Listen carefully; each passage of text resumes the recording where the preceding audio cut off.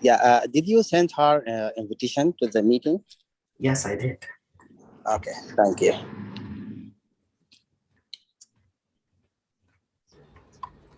Hello, everyone.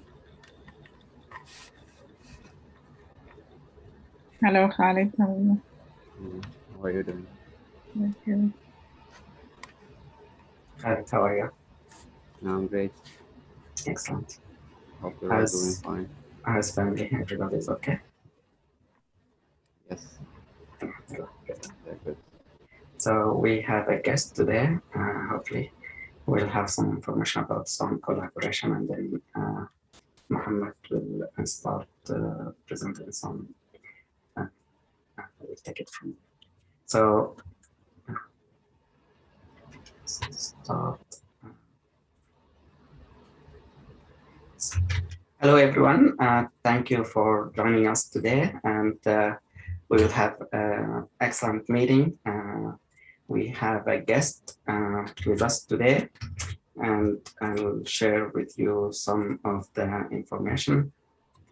We have Alfrina below, if I pronounce that well. She is the Chief Deputy Coroner at Marion County Coroner Office after finishing her bachelor's degree in psychology at Purdue University. She obtained her master's degree in business administration, MBA from Indiana Wesleyan University. She has worked for several years there, and she used her skills in different areas. She has some interest in research, investigation, and criminal justice. Welcome. And if you want to share some of... I'm sorry, I'm having a little bit of a difficult time hearing. Oh, I'm sorry. Sometimes we... I don't know if it's I turned up the volume on my end all the way up. That's all right. Can you hear me now? A little bit, just a little bit. Let me see if I can change something on my settings. I apologize. Right. No problem.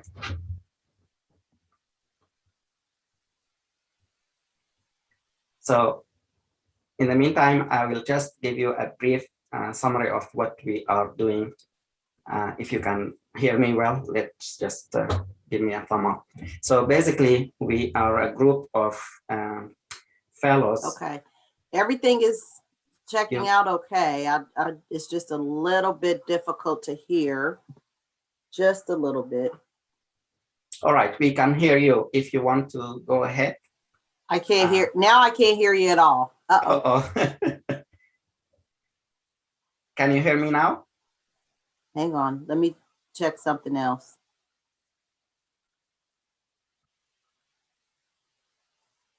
Oh, geez.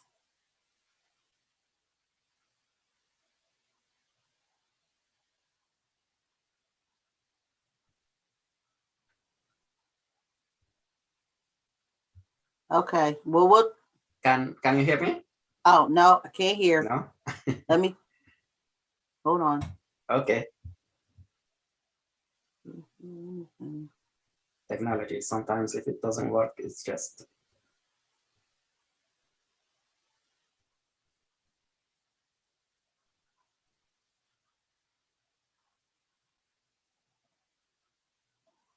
Okay, I'm gonna leave and come back in. I'll go out and then come back in and see if it restores itself. I apologize. No problem, no worries. So in the meantime, I just will ask everyone to use the chat if you have any questions. She will give us some update about the possible collaboration between our group and her team. So Dr. Abuzer is working with her, and he has some ideas to work in different projects in the near future. So we will hear from her. In the meantime, I'd like to thank everyone for joining this meeting. And also I'd like to share with you that we have a couple of new fellows, but also I'd like to spread the word that we are reaching the limit. So please don't invite other fellows for this year. You are welcome to talk to them about next year. Alfrina, can you hear me now? Now I cannot hear you. Oh, yes. Now Now we can. it is much better. Yes. Perfect. Excellent. So without ado, we have our guest, Alfrina, and she will tell us something about her work, and maybe we will start collaborating in some of the new ideas from Dr. Abuzer, and we have some projects going on. Thank you. Please, it's all yours. Okay, well, good afternoon. Thank you for the invitation to join you today. My name is Alfarina, but I go by Alfie. I'm the Chief Deputy Coroner with the Marion County Coroner's Office. And I am, thrilled to do research. I love looking at data and research and looking at ways that, we can make some improvements in our community on various levels.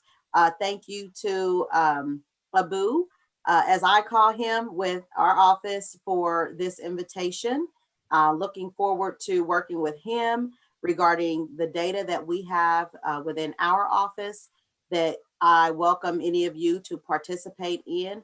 One of the things that we had looked at was, and this is Abu's recommendation, was just looking at the homicides that are occurring in our community. We have a significant increase in death investigations related to homicides.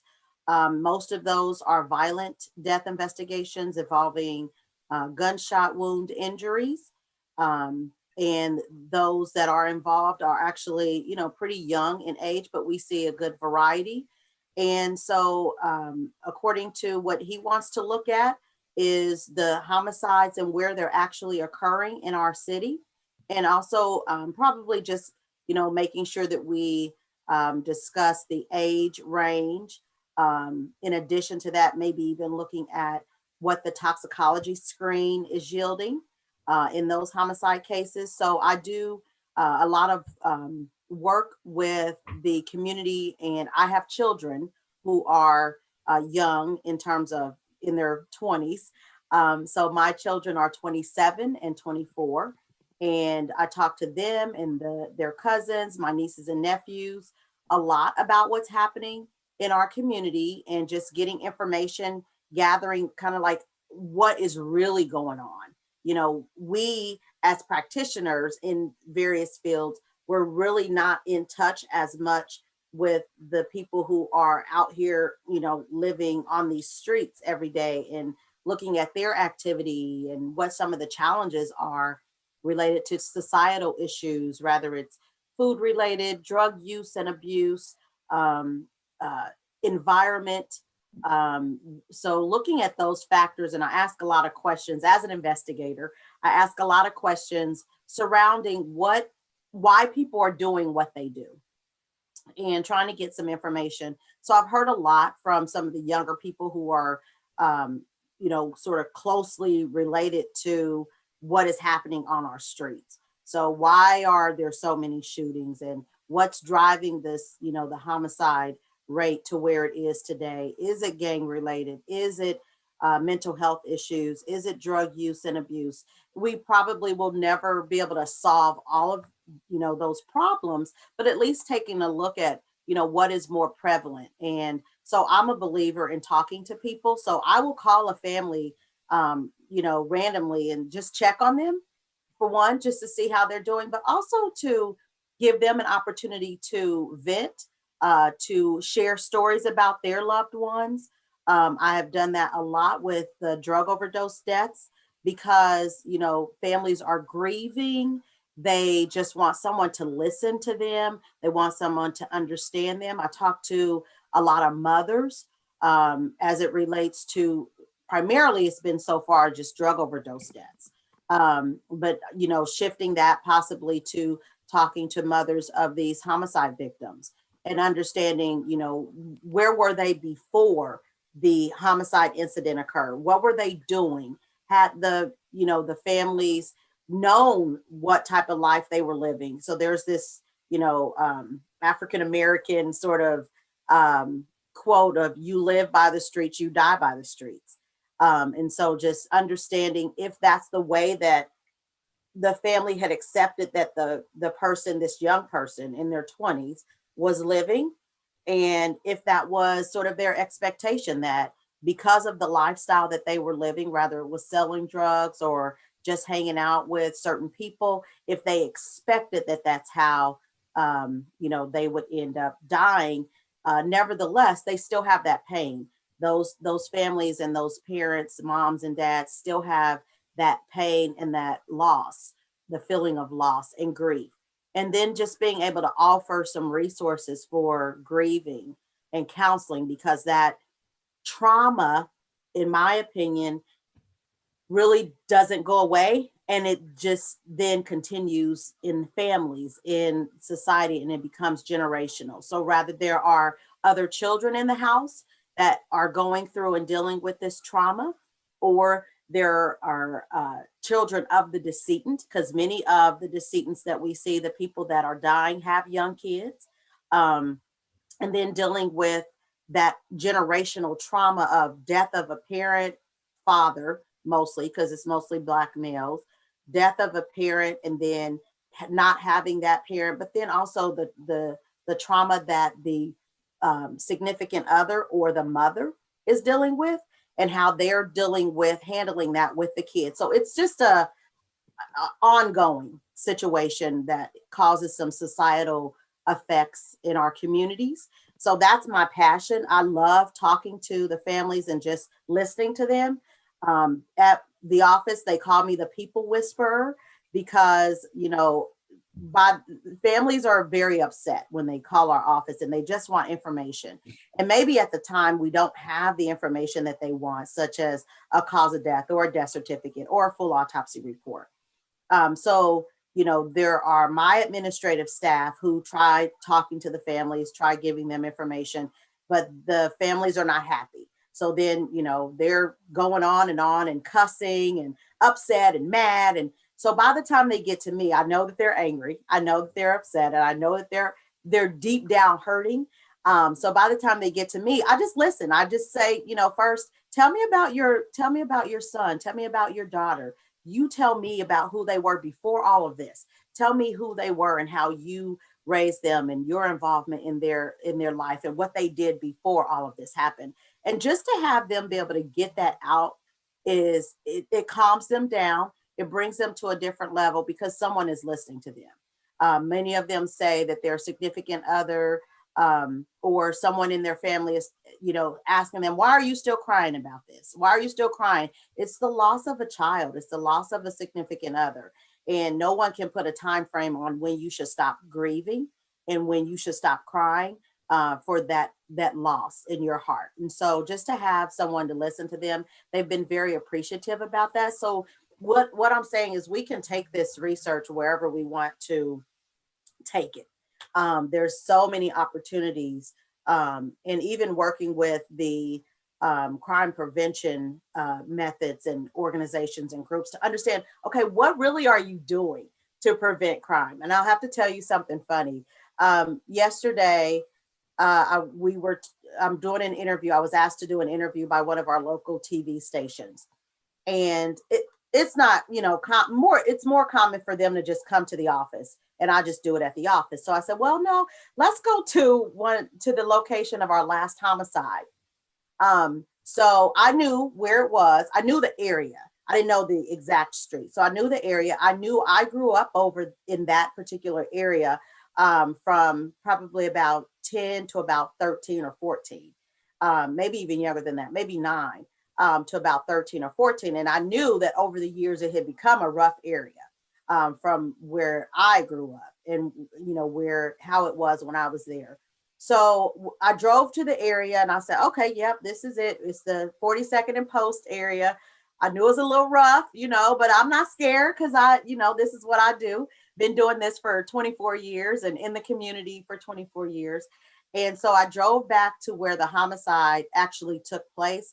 And when I tell you I was scared to death, I could not believe how scared I was in that area. So it was an area of what used to be, back when I lived in that area 30 years ago, it was condos. And the condos were owned by, very not wealthy, but middle class families. And but today I hadn't driven all the way back into that condo area, which looks kind of like apartments, but they're townhouses. I hadn't driven over there in a while. So when I drove back there, first of all, the first thing I started to see was abandoned apartments, what it appeared to be abandoned apartments, but they were abandoned condos, apartment style. So there would be 2 abandoned apartments and then apartment where someone lived. So I just continued to, and it was clearly boarded up, like windows broken out and boarded up. So I continued to drive to where the homicide actually took place, which was like further back to a dead end area. And in that area, there were more abandoned apartments and like maybe 1 or 2 places where people lived. And then there were about 4 or 5 guys from probably in age from 19 to about maybe late 20s that were just kind of hanging out at the abandoned apartment places. And so one had a hoodie on, and you just knew that they were probably up to no good, but they were just hanging out and music was playing. And I was just like, I think I better turn around, because here it is. I'm a female. I was in a county car, but I'm a female in this area. And there's like 4 or 5 young guys, African American, of course. And I was scared. I was scared crazy. Like, okay, let me hurry up and turn around. Even though we knew a homicide had just occurred there. I turned around very quickly. And the news reporter who was going to interview me, he's also African American. And I drove back up to the front of the complex, and I see this Porsche truck drive past me. I'm like, oh no, that's him. He's going back there. So I call him like, turn around. We cannot go back there. Turn around. It was the craziest thing, because I never felt that scared in my entire life. Like, never. I'm not a scary kind of person. I will go anywhere. I will talk to anybody. But yesterday when that happened, I thought, this cannot be where I live. Like, I cannot live in a city where I am like scared to go to a neighborhood or an area. And that was part of our conversation. Is we just had a homicide happen there. We've had multiple homicides happen there. But obviously it's a breeding ground for that type of activity. And so my question to the reporter, and I'm like, you got to do something with this. Like, what is happening over here? No, obviously nobody is driving over here to see what is really going on. And ironically, there was a little kid bicycle right by the memorial where the decedent had died. I'm going, there's a kid that lives over here? Like, this cannot possibly be right. So I'm on a whole new adventure. Like, what is happening in that area? Who is addressing what is going on over there, when that's where a large portion of our homicides take place? People all over the city say, don't go to the east side, don't go to 42nd and Post. It's all kind of, stuff happening over there. And for me personally, at first I kind of dismissed it, but then when I was actually there and I was scared, that was something that just took me to a different level of, okay, I need to find out who the council person is that represents this district. Have they ever driven back there to that particular area? Has anyone from the mayor's office ever driven back there? That's where you got to start to eliminate what is happening in our community with these homicides. You can't just leave those kind of spaces available for that kind of activity to continue to take place, where you have multiple homicides that happen all the time. So I just wanted to share that with you, that normally I'm not a person to be scared of anything, but I got the scare knocked off of me yesterday. Wow. So that was just, something that I just wanted to share with you all. But I'm all in with whatever you all want to do. I'm available for any questions that you have related to any of the research. So, feel free to, let me know. Thank you so much for sharing with us your background and your latest experience. And it's tough, I know. And So back to the ideas that we were discussing. In the future, hopefully we can collaborate in some of the research work. So one area, actually we have 3 ideas. Some of them related to the homicide in this Indiana area. So homicide and drug abuse, and we will look at the race and also the rate there. So maybe if we have any questions from the group, we can ask these questions and take it from there. So mostly, you know, what are you all interested in? Because obviously my passion is research and, you know, as I just mentioned about, you know, homicides. What if you all are interested in something, you know, specifically related to homicides, rather it's drug abuse or age and race, you know, let me know. Sounds good. So basically, we have a group of medical graduates who finish their medical schools, and they are applying for residency, the training to become a physician here in the US. Most of these graduated from overseas, and it's kind of a challenge to get into the system. They have to have many aspects like skills and in their resume.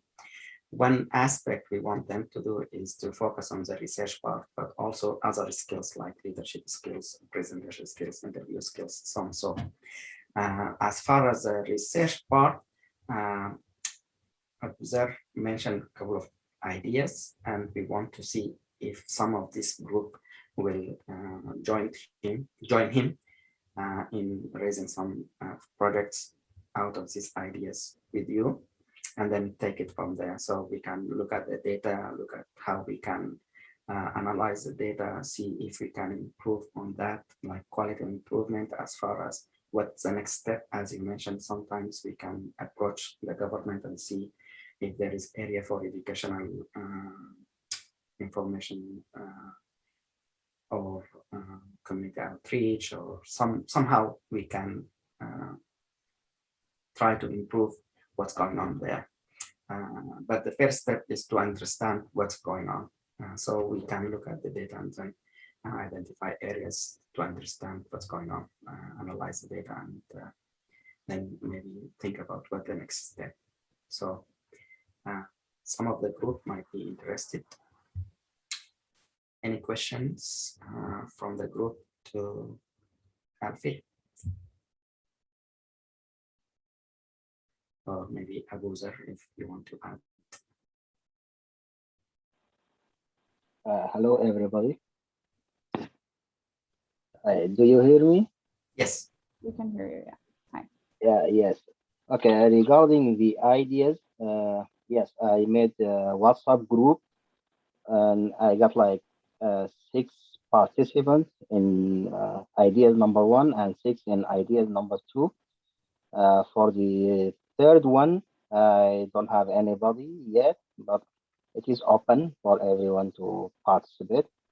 So we are just waiting for how to start, how to collect data, and we can start from next week if we gather everything that we might need to start. So yeah, we are ready to start. So the next step is to at least start with these 2 ideas. You have your 2 teams. So Alfie, Abuzer and his teams will reach out to you, and then the first task will be to identify some of the variables for each idea or each project and see what information we can obtain, and then see if you have them, then put them in Excel or SPSS, and then try to analyze. And then the next step will be, after we have the idea and the data and analyzing it, what the next. So we'll have the teams brainstorm and come up with some suggestions, and then they can share that with you. And if you have any suggestion as well, please feel free to share with the groups.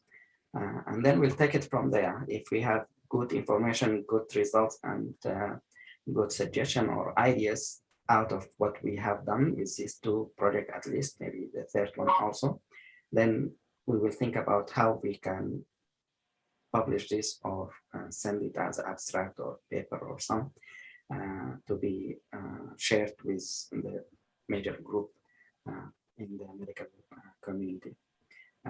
And also if we can achieve some of the goals, like we can write grants for the government to help with certain aspects of educational areas or something, that if we can in the future. So this is what I think we can do as stepwise. Do you agree with this plan, Alfie?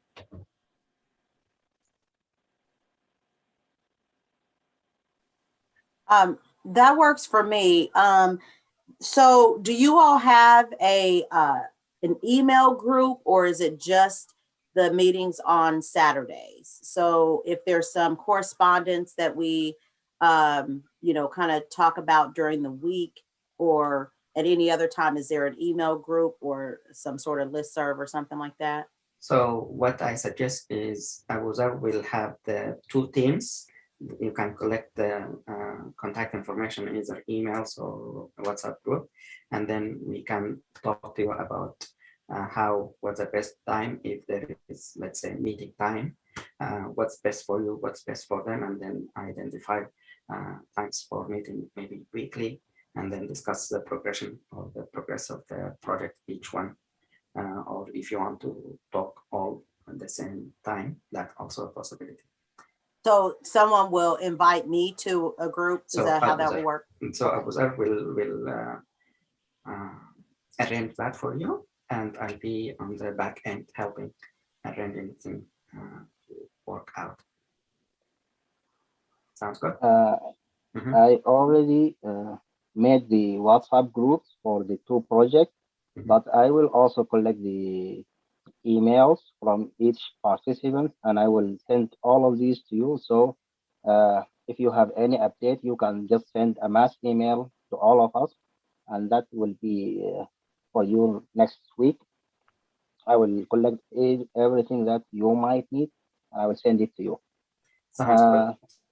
The other thing that these ideas, I think if anybody he has anything to modify or he has any suggestions about these ideas, feel free to discuss that. So it is not restricted to these ideas. So yeah, we are open to hear from you. Excellent. So what I think is the best steps, as you said, you collect the emails. So we will have, for now, at least we have group number 1 for project number 1, group number 2 for project number 2. And if we have additional interest in the third project, we will have a third group. All this group can be combined into one group when they discuss with Alfie, so that we can at least be efficient with our time. And then you take it step by step. You see what variables, what ideas you want to work on, and then collect the data according to what your project is. And then you discuss about how you analyze that, and then you take it the next step and so forth. So for the teams that work with Abuzer, be on the alert. We will send you emails about when is the possibility for you or availability, and then we will approach you, Alfie, about your availability and see what's possible to meet and discuss, so that it will be just focus group for the projects and the 3 projects. If you have 3 projects, if you have 2, that's fine. So by next week, hopefully in the coming days, we will send you the availability of some of the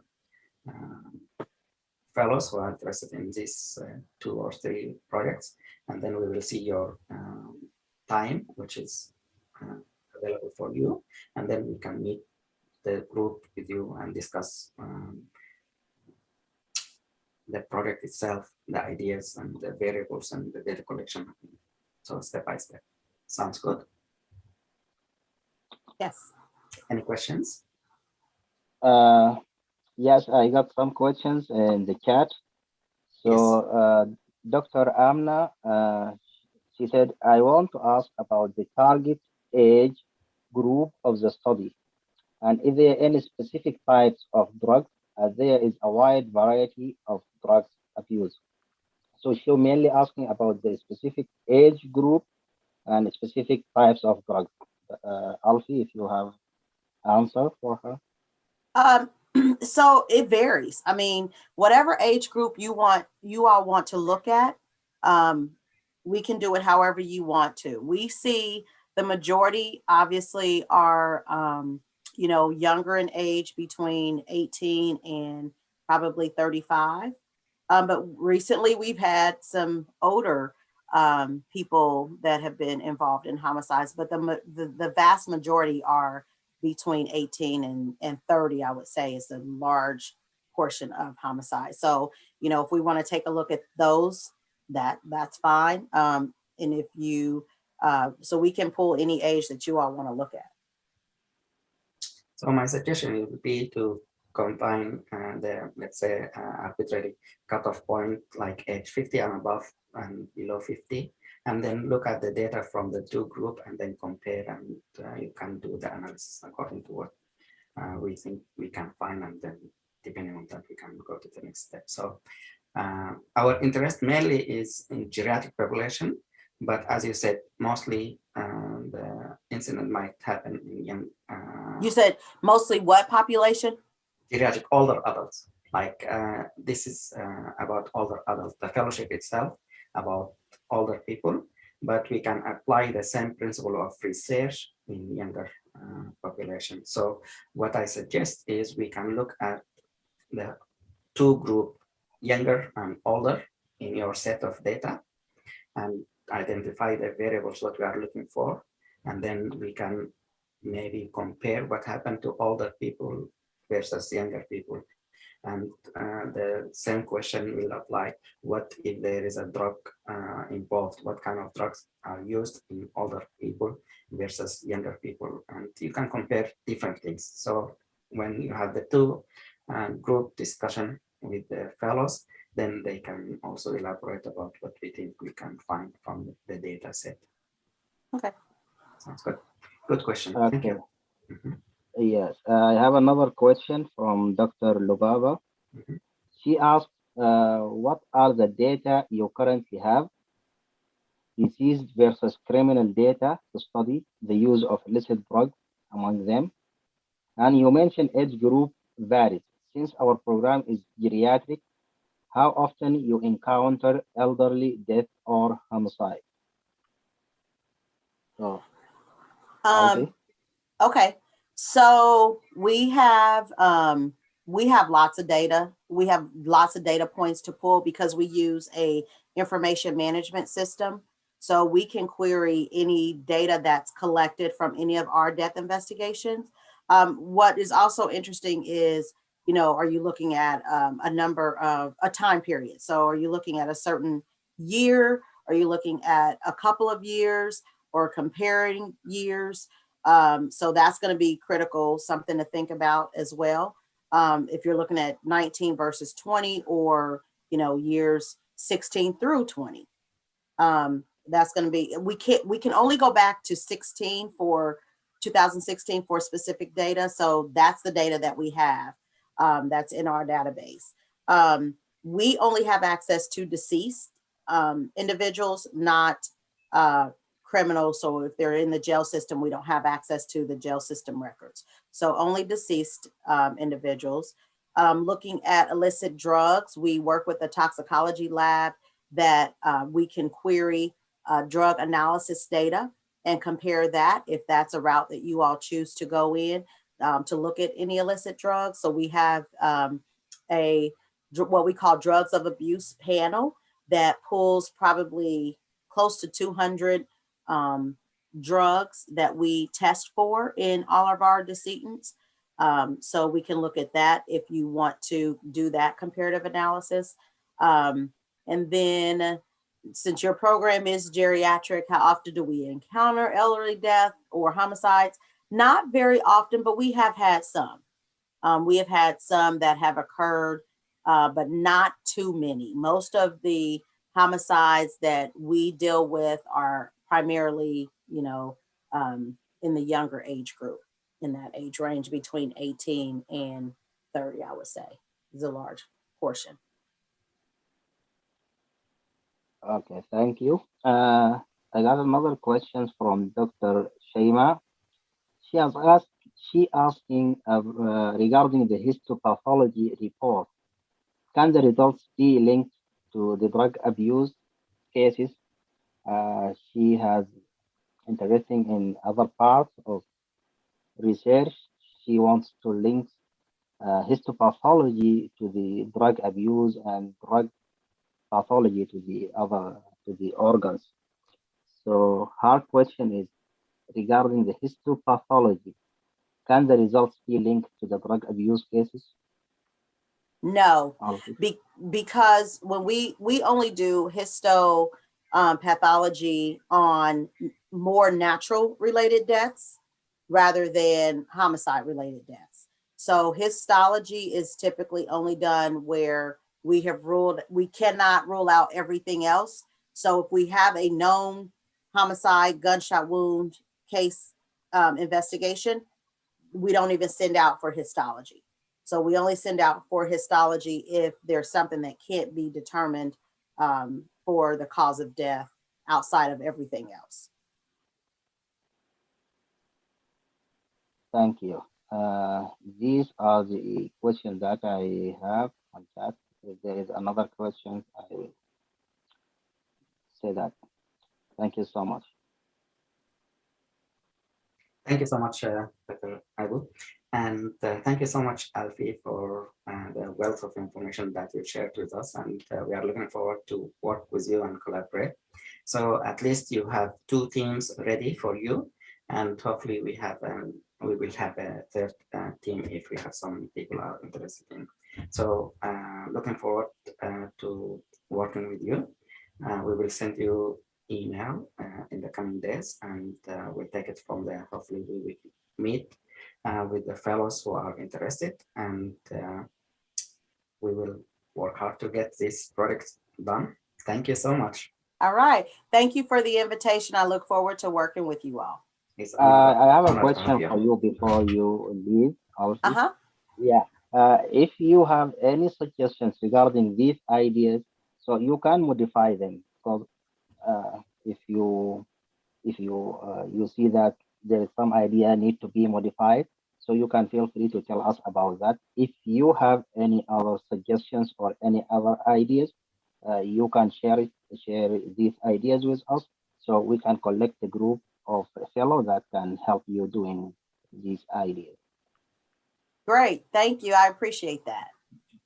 Thank you so much again for your collaboration and your time. Thank you so much for sharing your experience, and looking forward to work with you. Thank you. Keep a smile. Bye-bye. Okay. Thank you all. Have a good afternoon. Have a great day. Bye. Bye. So thank you everyone again for joining us. And Dr. Khalid Osman, if you are ready, you can moderate the Zoom meeting. So thank you, everyone. Yeah.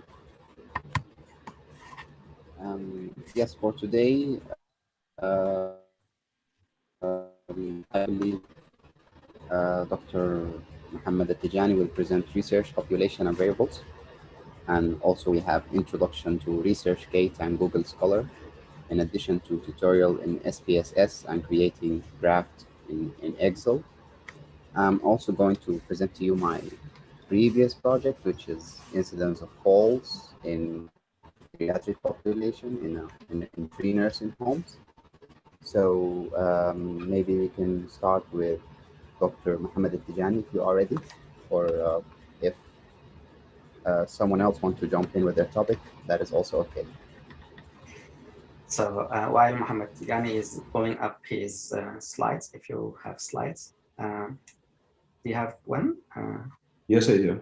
Yes. So see if you can share the slides. So what I suggest, Khalid, is after Muhammad is done with his presentation and questions, if you can share your poster, and then we will take the next 3 steps or sections. For some reason, the team, there's some confusion, so maybe we will not be able to present the whole agenda that for today. So, Mohammed, when you are ready. Yes. All right, assalamu alaikum everyone. Welcome. And before I start, let me just take advantage of taking the stage to congratulate each one of you with the Eid al-Adha, hoping each one of you, inshallah, will have a best time.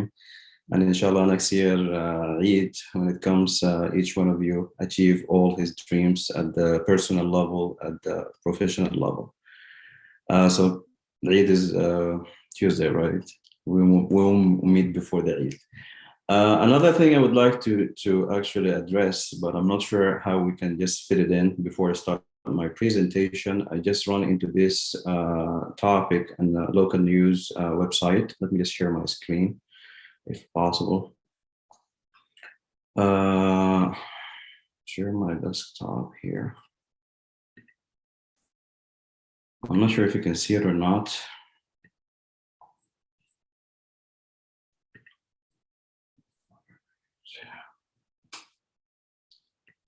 I just got a message a couple minutes ago, something wrong with my internet connection. It's talking about epidemic within the pandemic leads to a big increase in overdose fatalities. So I wonder if we can also somehow, some way find a link between the COVID, since it's a hottest topic, and the drug overdose and drug abuse project that we're just about to start with today. So I'll leave it open, kind of just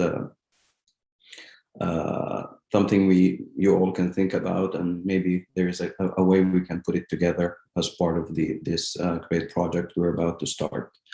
Another thing which is also kind of click on my mind couple days ago,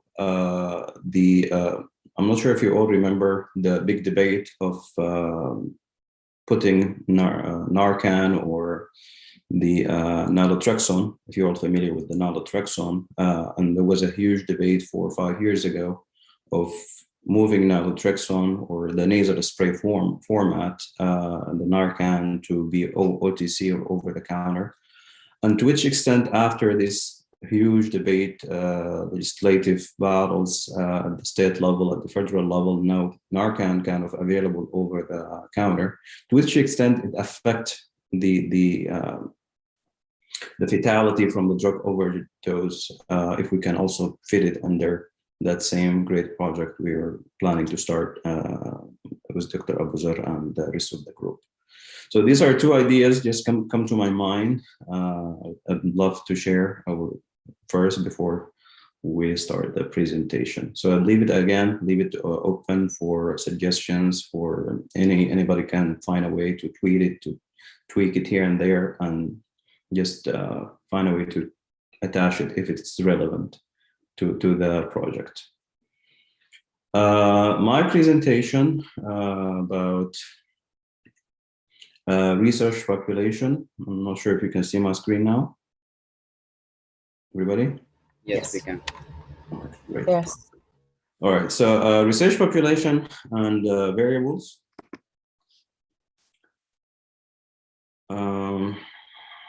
As an introduction to this presentation, definitely we need to recall some basic information about the research. And one of these basics, research studies are usually carried out on a sample of a subject rather than the whole population, right? Technically, we cannot run a research in the entire population, but we definitely going to take this result that we can come up with and reflect it in the population or the targeted population. So we have to keep this kind of introduction to the presentation, the connection between populations and the research, and then how we can reflect the finding in the research into the population or by making generalization. From a statistical point of view, the ultimate decision on whether the result of a particular study can be generalized to a larger population, depend on the understanding of the population from which the sample was drawn. So we have to definitely be really careful when we plan study, when we select samples, when we analyze these samples, to be really careful from a statistical point of view to avoid any kind of errors. And part of this presentation also, I'm planning to mention or at least touch basics of biases that can happen during research and sampling and collecting samples. And minimizing these kind of biases will definitely give us better result, and then we can reflect these results. And it all will come down to how accurate your finding is, and then if we can generalize the finding into the population. All right, so definition, we're going to start with the basic definition here of population. Population, common term we use a lot, right? From in all different aspects. Population, it can be defined as general population in a specific region or a specific city or a specific country. We generally talk about census, right? Numbers. From a biological point of view or scientific point of view, another definition of population, number of species living in a defined area, which can be population of penguins or humans or birds or any other species. So different definitions of population you will find there, here and there. From a statistical point of view, we need to stick to this definition here, which kind of close to the full description of the term itself. Population, by definition, the entire group of individuals or instances about whom we want to learn. And this is the whole purpose behind the research, right? We just want to study certain, we study that particular population to find out certain variable there, and then try to analyze the findings. Generally, we won't be able to study the whole population indeed, but we can divide the population in sections or in groups and type of people living in area or a country. Another important definition, which is the difference between population and the target population. Target population define the population from which the sample will be properly selected. Okay, so here's a kind of it is kind of a thin line that we need to differentiate between the definition of population and the target population, because we as a researchers or investigators, we're going to deal with the target population, and then from that target population, which is the one we can come in contact with, from that target population, we can select our samples and then run the experiment on the samples.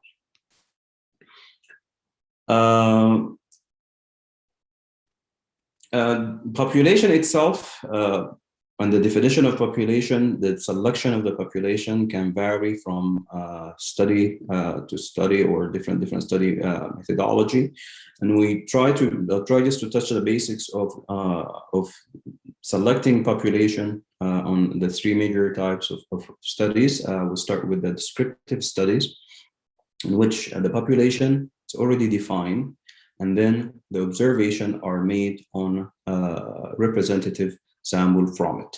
So that in such cases or such type of studies, the descriptive studies, first we're going to start by defining the population, and then we study that particular population, which is a little bit different than other types of studies, as we will mention in a few minutes.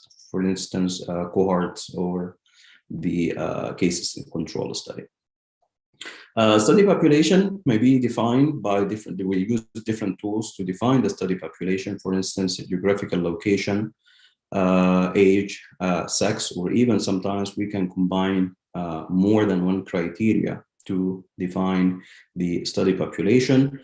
For example, here, geographical location, which can be, which we can use administrative boundaries, such as district or state or even international boundaries between different countries. But we always, from a statistical point of view or from a research point of view, we have to keep in mind here, these kind of administrative boundaries do not always consist of homologies group of the people that we have in that particular community. Simple example here, different states in the United States might have a different range or different ratio of population. For instance, southern warm states like California, like Florida, like Arizona, they have a higher ratio of elderly because known to be kind of retiree communities, look bigger or larger retiree communities in comparison to other states, maybe in New York or other states. So we have to keep that in mind all the time when it comes to geographical location by and using this geographical location by itself as part of the criteria to select our population.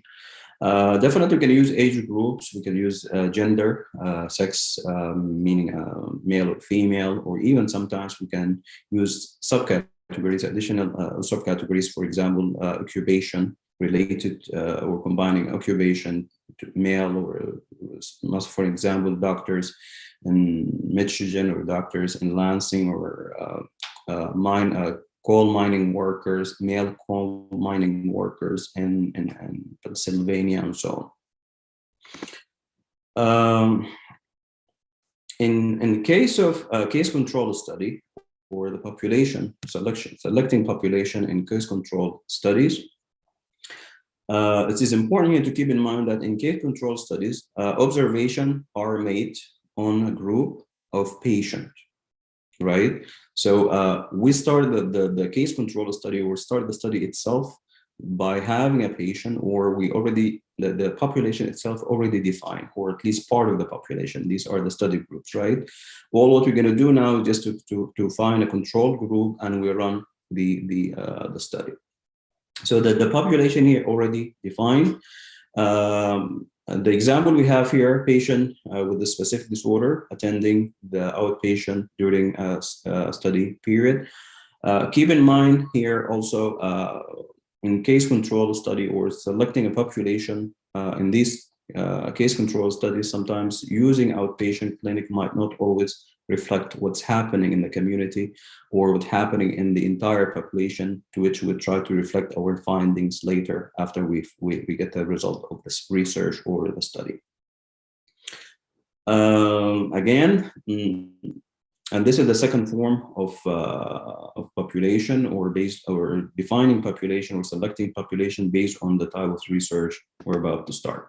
The third type, population in a cohort studies, because in the cohort, the design of the study itself will differ from the case control and the other types of studies, in the case that in cohort study, the outcome or the disease-free study population, and in this case, we already have the population and we define it as disease-free population, is fairly identified, and then we run or we follow these the population or the sample out of that population for a specific period of time. And there's certain criteria we always use when it comes to the cohort, as we all know, the exposure or the link between the individuals or the units in this particular population or the sample that we will about to start to study in the future. One of the major problems with the population or the samples or selecting samples or selecting the population when it comes to the cohort study, because the cohort studies, prospective studies, for how we can maintain these members of the sample or even the population that we're studying adhere to the research we are running. Different point we have to keep in mind here before we choose or select the population. For instance, cohort that are not likely to migrate or to move, or at least remain within a reachable limit. Cooperative, unlikely to be so throughout the duration of the study, because we're talking about following maybe patient or following cohort for years, which can run all the way to maybe over 10 or 20 years. Last point, which is also essential, how easily accessible these cohort can be accessible to the investigators. So we have to keep all these points here in mind when we select the population and then select the sample from that population to study. Samples are definitely one of the biggest and the most critical steps on designing any study. Once you define the population, now we just all agree that there's no way to study the whole population. You're going to select samples out of that population and then study the samples. And the more representative that sample from the population, the more accurate result and you can get, as well as you can reflect these results or findings to generalize it over the entire population, over the community. So the population commonly contain too many individuals to study conveniently. So an investigation is often a result, often restricted to one or more samples drawn from it. And the definition here of the sample is key to remember. Sample, by definition, it's a subset of a population examined in the hope of learning about the population. Samples are not the same. Different researchers or investigators design their study and with certain criteria to select different samples. But what's in common between all these samples, or must be common in between the samples, that sample represent the community or the population you're trying to study. And here we have the definition of representative sample is the one in which each member of the population has an equal and mutual exclusive chance of being selected during the selection criteria as part of the study design.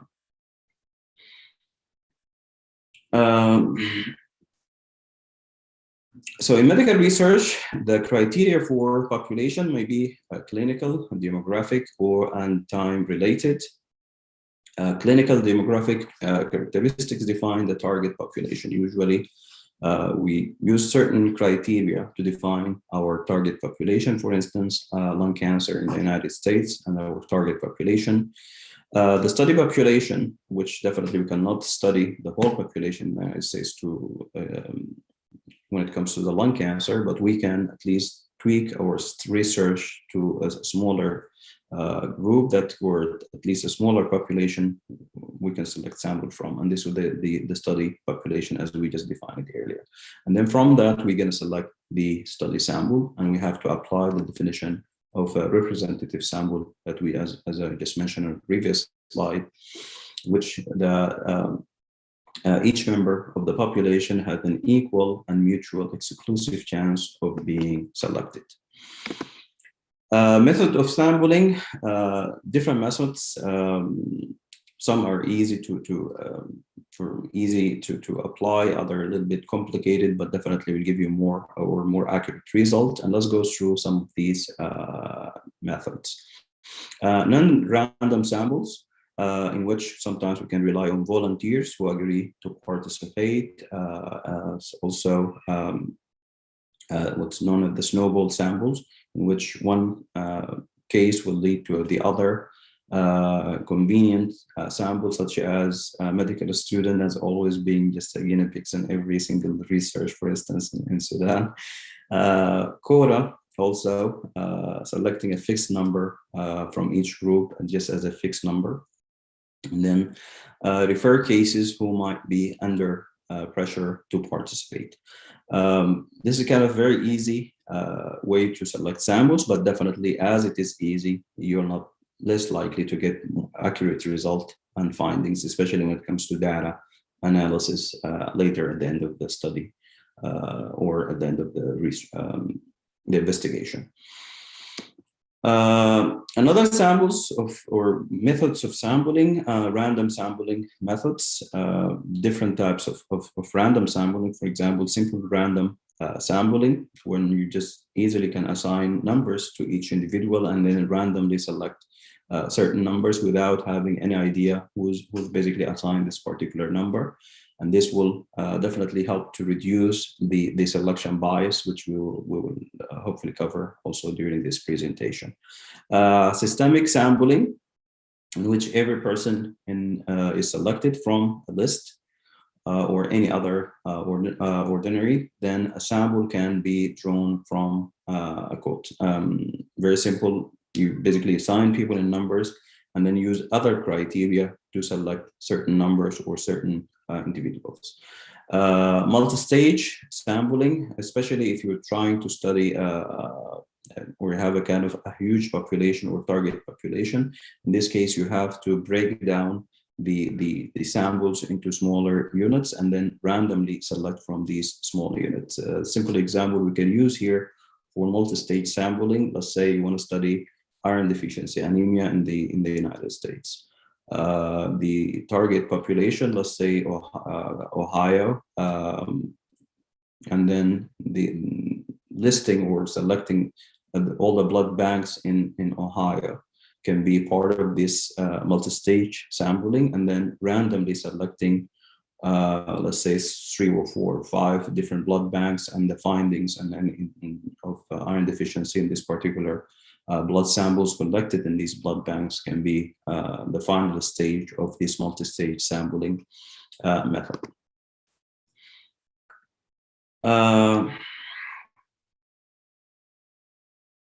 So let's try to answer these questions. I expect, if I'm doing my job right, each one of you should be able to answer these questions, right? Let's say we try to study the prevalence of lung cancer in Ohio. What will be the population, and what will be the good sample, and what will be the experimental unit? Because I didn't mention the definition of the experimental unit, I just added here. So I hope by now each one of you can answer these questions. If yes, I can see it in the chat. If no, then I will repeat the whole presentation.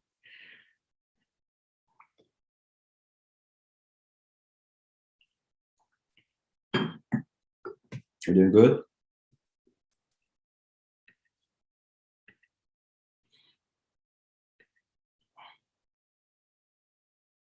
Yes, no, maybe?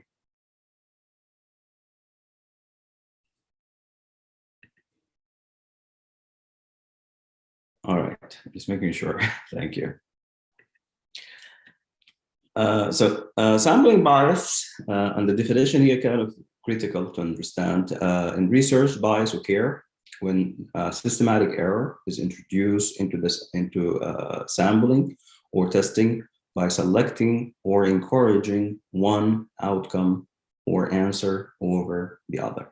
So we have always to keep this in mind, thinking about bias in every single step of your research. Sampling bias, by definition, this can be any systematic failure of the sample methods to represent, and this is the key here, represent it is population or about population you're trying to study, basically. In actual practice, no matter what we do, somehow, some way, there's always going to be some kind of small or big selection bias in the research. And the bias or the least errors or bias in our research, the more accurate definitely result we expect to get, as well as we can use the finding again as a generalization to reflect on the population. Bias can occur at any phase of the research, and always we have to keep that in mind. That includes study design, especially, and better to have to recognize your bias or the errors in designing your study at the early phase of the research, better than when it comes to the finalization or the data analysis, or even at the time of publication, because definitely this will reduce the accuracy of your findings. Pretrial bias, selection bias is one of the critical biases, especially try to focus here in this type of bias related to the topic we try to cover, which is the population and the sample. Selection bias is a bias introduced by selection of individuals, groups, or data from analysis in such way that proper randomization is not achieved. And you already remember what we said earlier about the random methods that you use to select the sample, the more accurate picture you will get about the target population, as well as the more accurate result you can get at the end of the study, and then reflect it into your findings or the population. So this is the first part of the presentation, population sampling with samples, and then the second part of the presentation, variables. And the definition here is kind of important. Variable is defined as an attribute of an object of study. Choosing which variables to measure is central to a good experimental design, as it's not less important than the population or the samples or design or the criteria you're going to use to select the sample from the population. Choosing the variables is still part of kind of a stone, one of the pillars of any scientific research. And to be able to answer which variables that you're going to want to study or which variables you want to focus on, we can use these two questions here. What type of data does the variables contain? And then what part of the experiment does the variables represent? Using or having these two questions in mind will allow us basically to decide which variables we want to study, and then how we can organize these variables or the findings on these variables, and then use it for analysis later. Type of data, quantitative versus categorical variables. Simple quantitative data definitely will lead to quantitative variable. Categorical data, quantitative definitely will represent amounts, numbers, or anything we can measure, basically. Numbers or weight, for instance, kilograms, milligrams, deciliters, miles, meter. And then categorical data represents grouping. And categorical data definitely will get us to categorical variables. So let's start with the quantitative variables. Two types of quantitative variables, discrete and continuous. Discrete counts of individuals or individual items or values. So we use numbers in this case. Continuous variables, we measure or use measurements, for instance, as I mentioned, centimeter, millimeter, or deciliter, or miles. If we want to compare this or to categorical variables, we have three subtypes of categorable variables: binary, nominal, and ordinal. Binary, the answer for these questions can be yes or no. For example, vaccinated or COVID vaccine, yes or no. Pregnant, yes or no. Married, yes or no. Then we have the nominal variables, and in this case, we use specific criteria, for instance, species name, colors, or brand. Ordinal variables, first, second, third, and so on. Independent versus dependent variables. And it is here kind of important to understand the difference between these two variables. And the definition here kind of also key to remember what effect one variable has on another. So because technically, as a researcher, you manipulate the independent variable. You can, this is a variable under your control. You can manipulate, you can increase or decrease that particular variable and try to see the effect or to measure the effect of manipulating the independent variable into the dependent variable. Simple example here, certain medication to control blood pressure and systolic blood pressure. The independent variable would be the medication and the dose of that particular medication, and the dependent variable in this case can be the systolic blood pressure.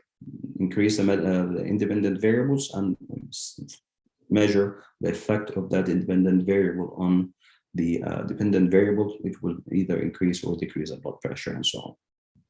Okay. we have to keep in mind here also, there is, you will probably also have what we call it variables that you hold a constant. In this case, we call these variables here control variables. Control variables we try to control. For instance, if I use the same example, medication to control blood pressure, systolic blood pressure as dependent variable, the control variables should come to your mind, or coming to my mind at this point will be control, for instance, fluid intake, or control salt intake, and so on. Here we just have a definition, type of variables and the definition, dependent variable versus dependent variable, as well as the control variables. Predictor versus outcome variables. And usually we can run into these type of variables when we running our planning in correlation research. We'll try to study correlation between two different variables. The predictor variables, we call it the preceding variable, which we call it the predictor variables, will always kind of expect to see the same outcome all the time by manipulating these preceding variables. Once you always can kind of able to predict the effect, or the effect of this particular predictor variables, you expect to see the same outcome on the other variables, and in this case that will be the following variable, or the outcome variable. The two simple examples we have here: rainfall and the mud will form or develop. Other common type of variables, confounding variables, and these by definition, the variables that hide the true effect of another variable. So it's another example, or an example I can use here related to the example I used earlier, which is the blood pressure medication, systolic blood pressure, and salt and fluid intake. Confounding variable in this case can be pre-existing kidney problems, or pre-existing endocrine issue or problem that can affect, or at least torture or deviate the finding that we expect. Latent variables. These are the variables cannot be directly measured. For instance, psychosomatic effect, for example.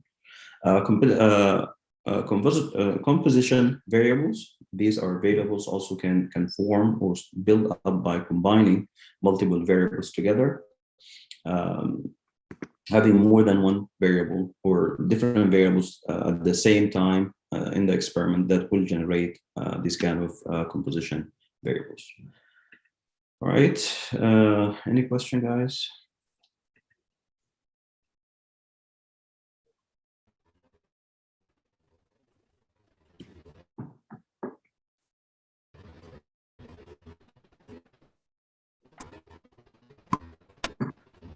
Thank you so much, Dr. Mohammed. This is really great. Mohammed, for the informative presentation.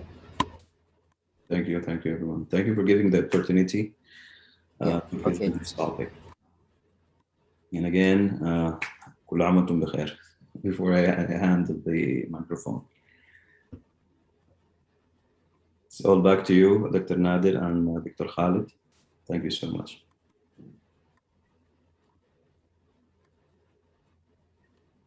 Thank you so much. Please, all of you have any questions, you can, yes. You can raise your hand or write it in the chat box, and I will. So in the meantime, as Khalid mentioned, if you have questions, maybe you can write them in the chat or raise your hand. Please, Khalid, you can follow and update. So for the next section, I'd like just to comment on Mohammed's presentation. It's a great one. Thank you so much for sharing and presenting this information, and it's very important to know the basics. So thank you. This is great. Thank you, Dr. So, for the next couple of sections, so we will talk about ResearchGate and maybe Scholar, Google Scholar. We will touch base on SPSS or Excel. Anybody of the team ready to present, or should we just try to do something?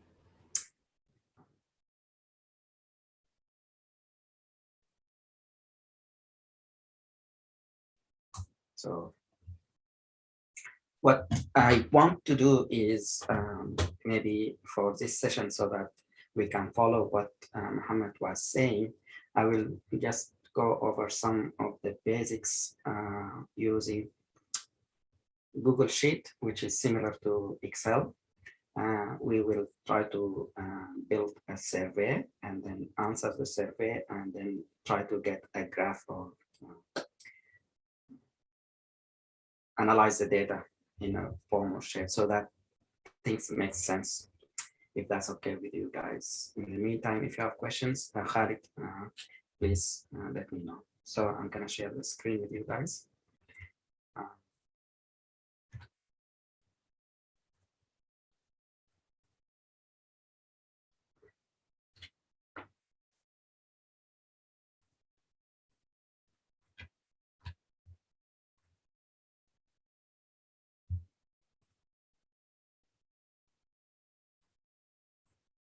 So when you start with Google Sheet or with Excel, you're gonna have the sheet which has the columns and then the rows. For your study, let's say one of the studies Mohammed mentioned, the population in Ohio, you want to look at the lung cancer. So each patient will have a row, and then each column will have the variable that you are interested in. For instance, if you want to see how many males and how many females, then one column will have the gender and so forth. So what we can say is, let's say you put your variables here. So the subject number 1, subject number 2, subject number 3, and then the gender, the first one will be, for instance, a male, and then the second one will be female, male, something like that. And then you can add each variable that you are interested in. For instance, if they are married or not, number of children, volunteer hours, whatever, you can add this. So what I suggest, so for us, is to work on this sheet. So for me, to create a form so that each one of you can enter their own data. Let's just play with the data from each one of you. To do that, you can go to form and create a form, new form, or edit a form. So for this, I created a form that I want to share with you. So I'm going to put it in the chat for you.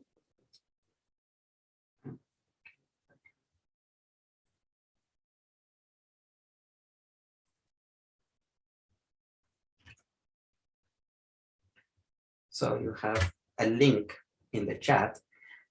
In that link, you click and you will see this form.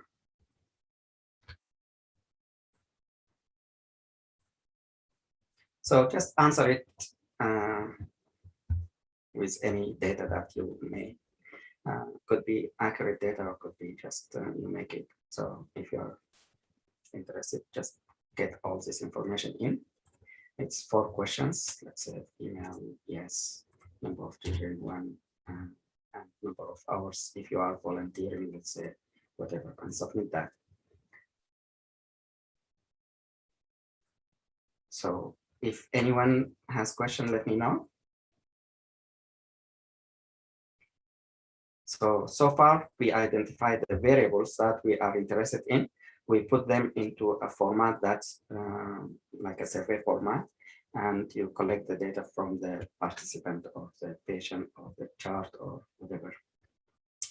And in your data sheet, what you're gonna see is you're gonna see all the data coming to you. So we have couple of females and then a few female males, and then you can find some people are interested in the project that was mentioned by Alferino and Abuzer. And then this is the number of children, this is the number of hours per week. So we have all this data coming in. So this is how you collect the data that we were talking about, or the variables. To create graphs out of this variable, so what you do is you go to insert chart, and then it will ask you what kind of information you want to get. If you want only the gender, this will create the graph out of how many male, how many female, and you can see it's modified according to how many of you enter the data. If you want to edit this chart or graph, you can go here and you can edit the chart. You can, instead of a pie, you can create it as a bar, and you can create it as horizontal one. You can change it whatever other shapes or graphs on the side. And you can do the same with different data set. If you want to edit the data, you can look at the customize and see which series you want to look at. We were looking at the gender. Now let's look at the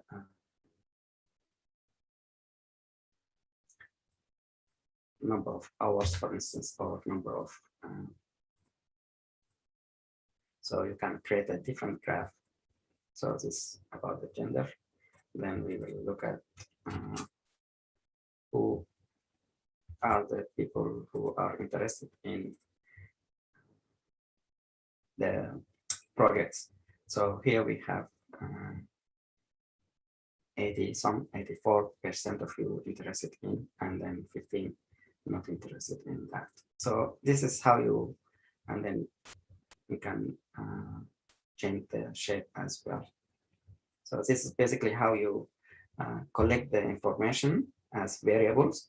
And then if you create graph out of this, you can use Google Sheet or Excel file to get all this data in a small or fast, quick way to get the data presented. SPSS can do that. The difference between Excel and Google Sheet, you can manipulate the colors, you can manipulate the font and play around, making it more pretty when you present it. In SPSS, it's just the basics. It's hard to manipulate and make it presentable, but people can use that in their posters. This is one of the things that we can work on in the coming days, weeks, when we collect our data and look at the data. Other benefit of doing the graphs is if you have, when you are entering the data, sometimes you might have an outlier. Let's say one of you, instead of putting, I have 10 kids in the house, I put 100, it will be 100. So for the graph, when you do the graph, the 100 will be out of the normal number of kids in the house. So the graph will identify, hey, there is an error here. And you look at the data and you can correct or clean the data basically. So this is one benefit of using the graph method to look at your data quickly. And this can be also applied when you are using SPSS. When you're creating the analysis, it's better to click on the chart or the graph so that you can look at what's going on with your data.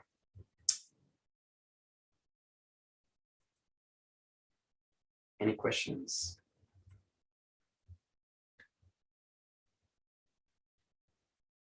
No questions, that's good. So for the next discussion, we will talk about some of the ideas or the projects. If any one of you have different ideas, Thank you, Mohammed Tijani. You mentioned 2 ideas, and maybe we can explore these 2, but let's see if there is any other fellow is interested in coming up with some different ideas. And so we have some, but we can build more. In the meantime, if you have, just write, oh, we have 3, okay, good. 3 people raise their hand. So I will start with Ali, Abu Zar, and then Hadil. Go ahead, Ali. Okay. Thank you, Mr. Nader, for the demo. Actually, it's very useful. I think we can apply to our survey. We have the initial response has summary data, but I think it's limited. Google controls which item to give a bar graph or pie chart or whatever. My question is, can we do association between 2 items in the Google spreadsheet and so on, or maybe cross tabulation 2 by 2 tables and so on? It's just basic features like spaces. There is different ways of getting the graph. So you can, in the graph, I will share with you again. There is, let's say this is a graph that you are interested in. In the data set,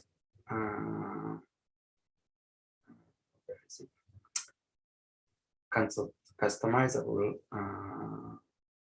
in the series. All right, let's see if I can make it.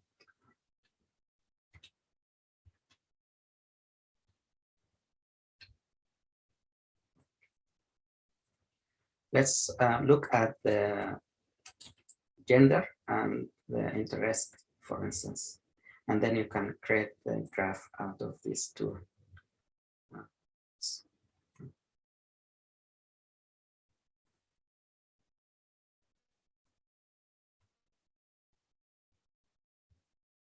No,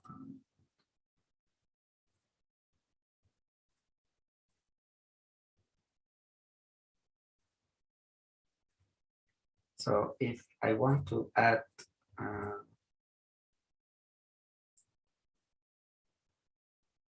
to the series, so we have the gender, for instance, I can add more series or data point, and then I can say, let's say this point somewhere here.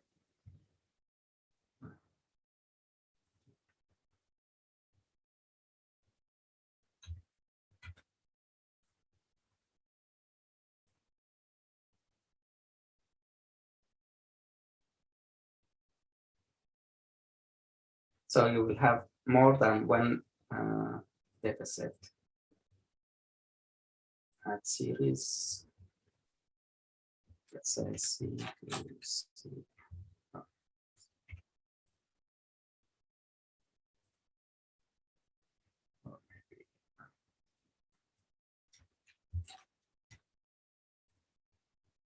So you will have another set added.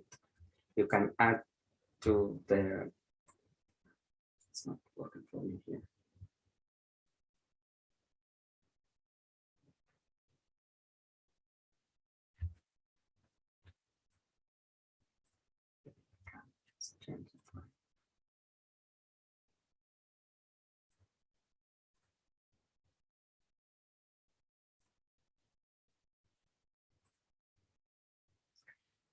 There is a way to add this to this, for instance, the number of children to the age, gender, and it will be added here. Just for the time being, I'll skip this. That's a good question, though. Go ahead, Hadil, and then Abu Zar, and then Hadil. Let Hadil go first because I have a lot to discuss. So, okay.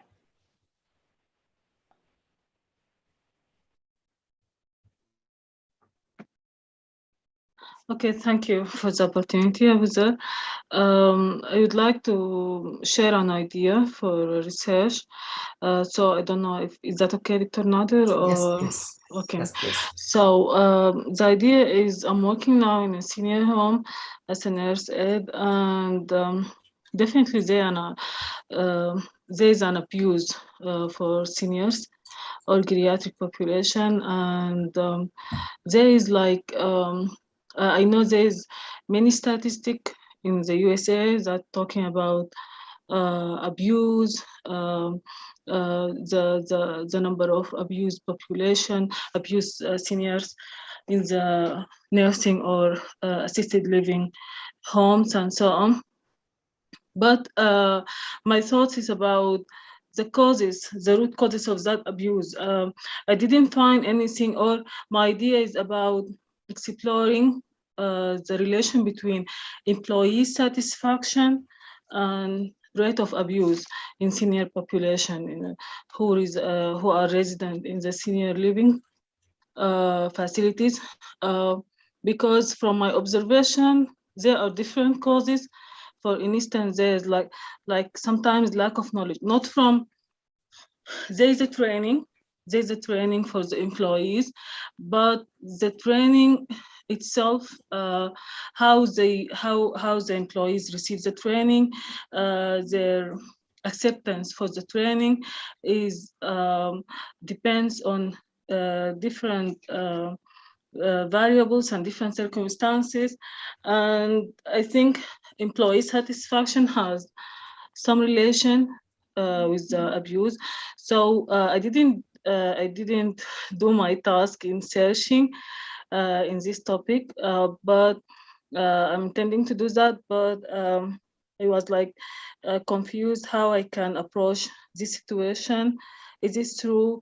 If I can find like in the literature review or something like a preset scale that can measure the employee satisfaction, and if there's a literature review about this topic per se, or I should approach it through direct interview or like survey that to be shared through the internet and Facebook or anything. So that's That's a my great, that's a great idea. Excellent, excellent. And again, when you come with the idea, we can discuss and see how we can get that into like a project that can be done. So, so your idea is valid. Anyone else? I will discuss it in with you in a minute. Abuzer, you want to go, and Sarah after that. I think I have many things to discuss. So if anybody has one question, two questions, let him go first. So I will discuss that later because there are many. So they will take time.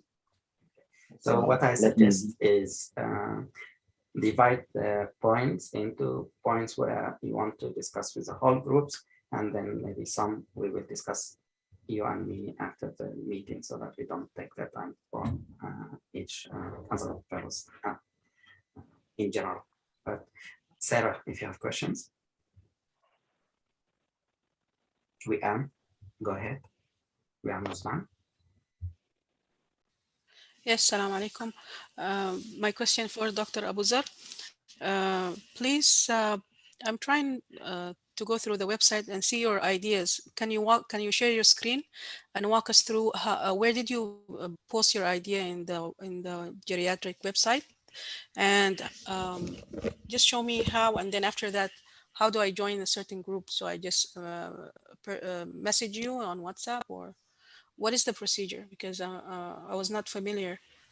So if you go to the website of the app, you will have the 3 lines here.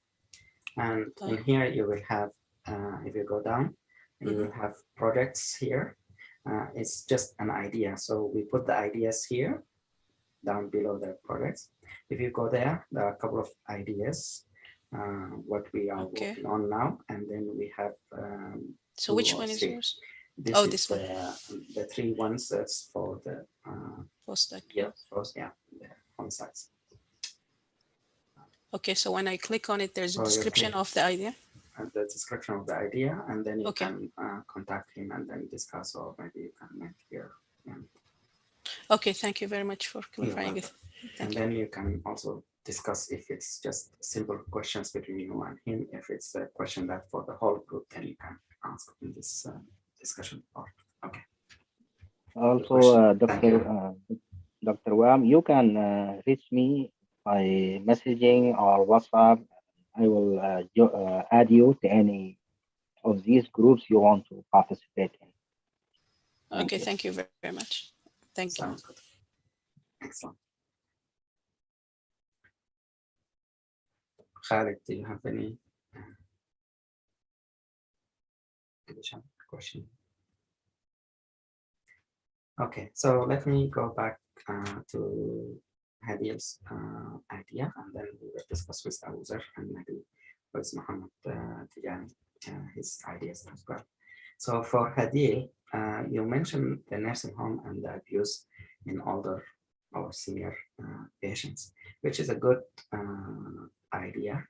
The question is how you can identify the variables. So you have the population, as Muhammad mentioned. So you want to identify some of the details of what you want to do.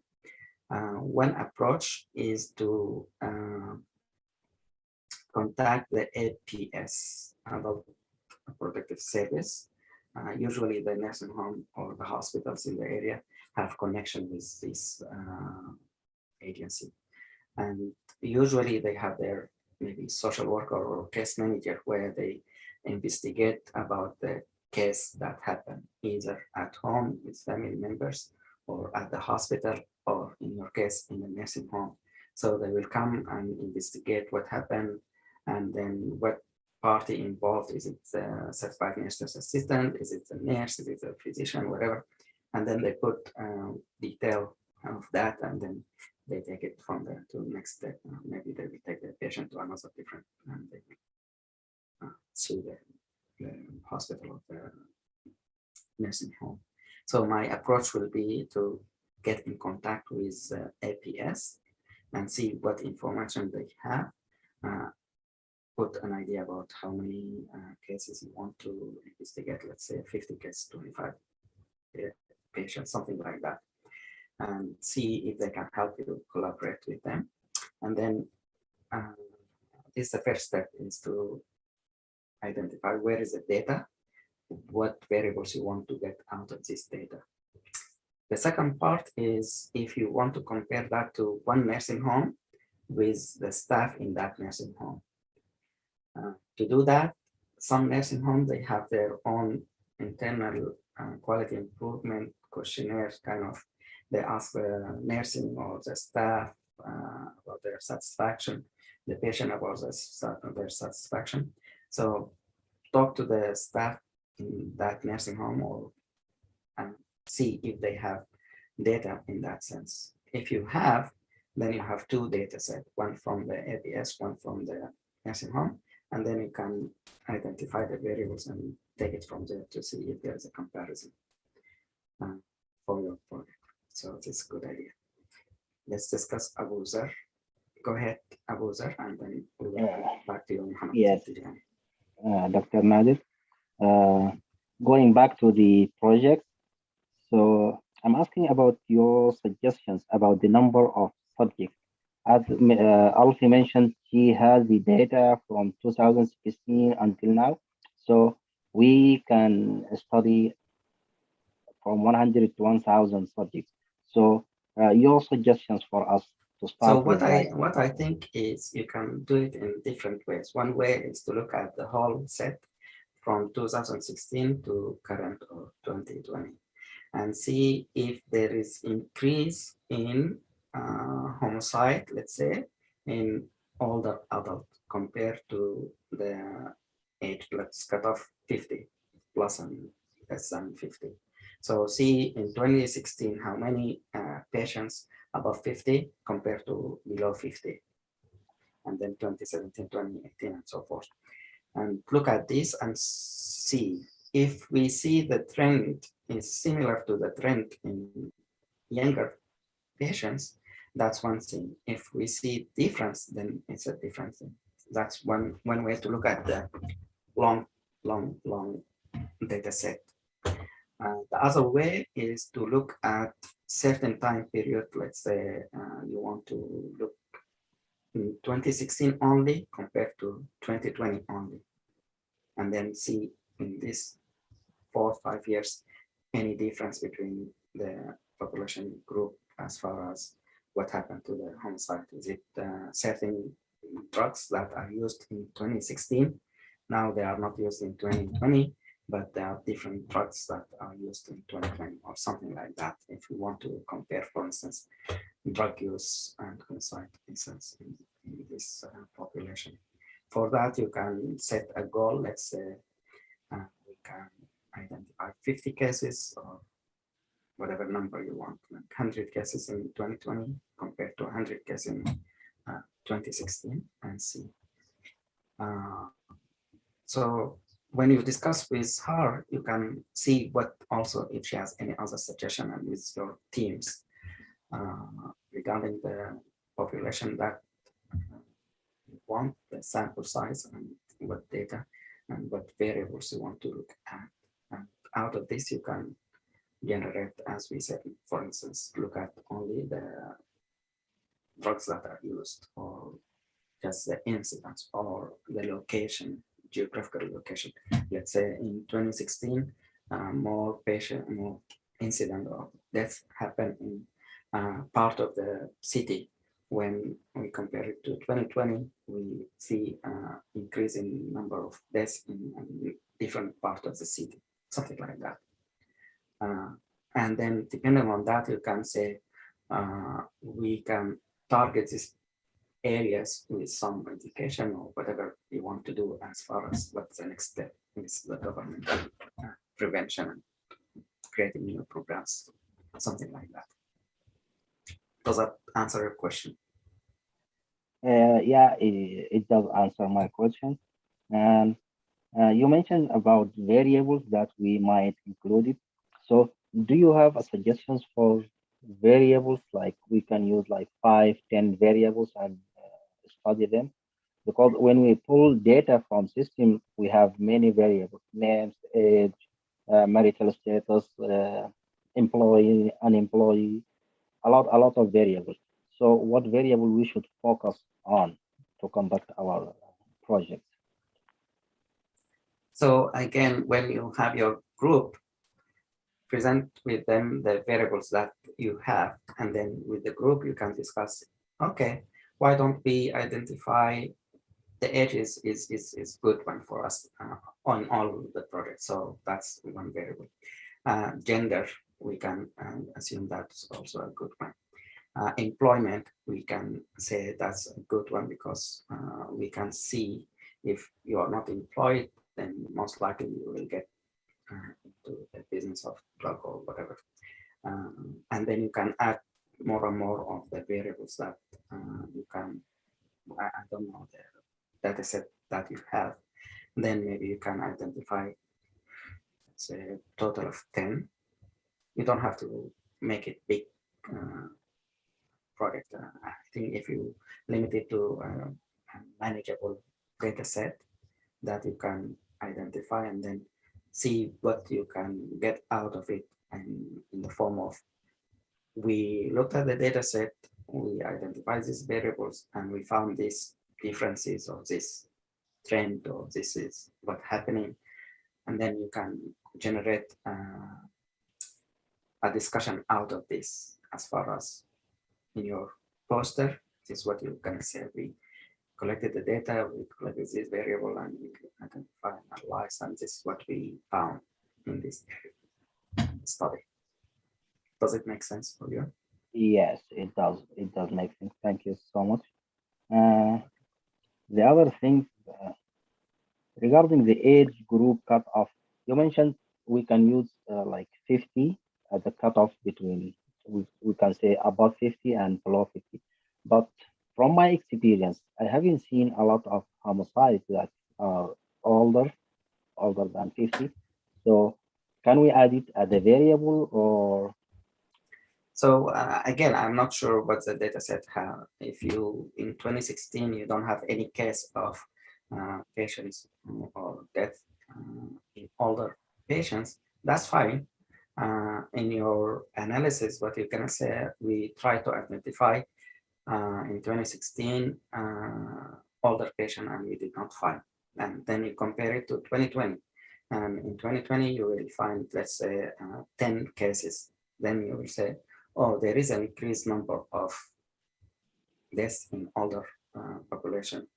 And that's expected. Why is that? Because we see more and more older adults who in the past usually, let's say, involved with drugs when they are teens, but now more and more we see them also involved in drugs even as they get older and older.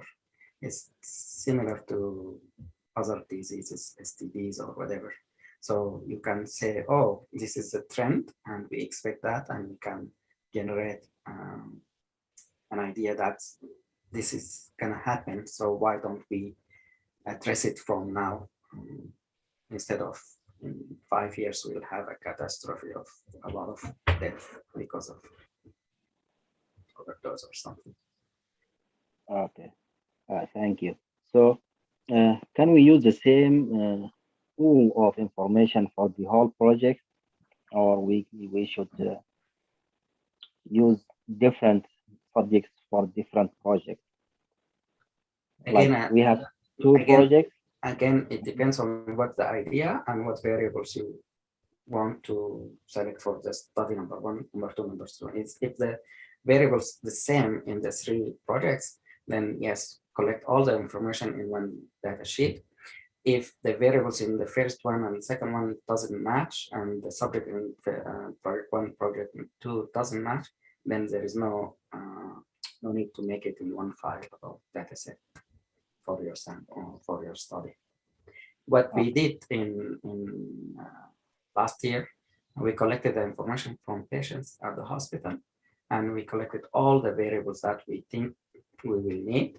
And then we identify the first group, let's say cardiovascular conditions, and then the second group, other beside that.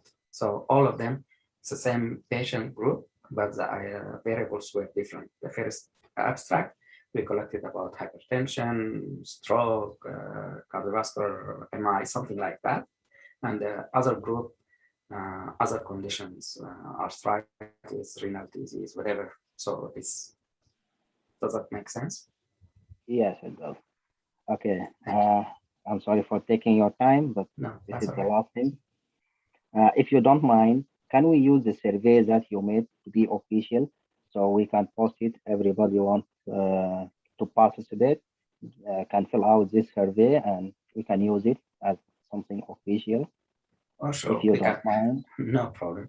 We can work on that together so that we can identify, we can tweak it so that we can say, this is project one, this is project two, this is project three, which one you are interested in, something like that. So people can see what area they are interested in, something like that. That's good. Thank you. Okay, thank you so much. Last thing, I would like to thank Dr. Muhammad Yani for bringing these two ideas. So these are two brilliant ideas. If you want to, do them, that just email me, and I will let Alfie know about them, and she can help you. Thank you, Muhammad Yani, and thank you, Dr. Nader.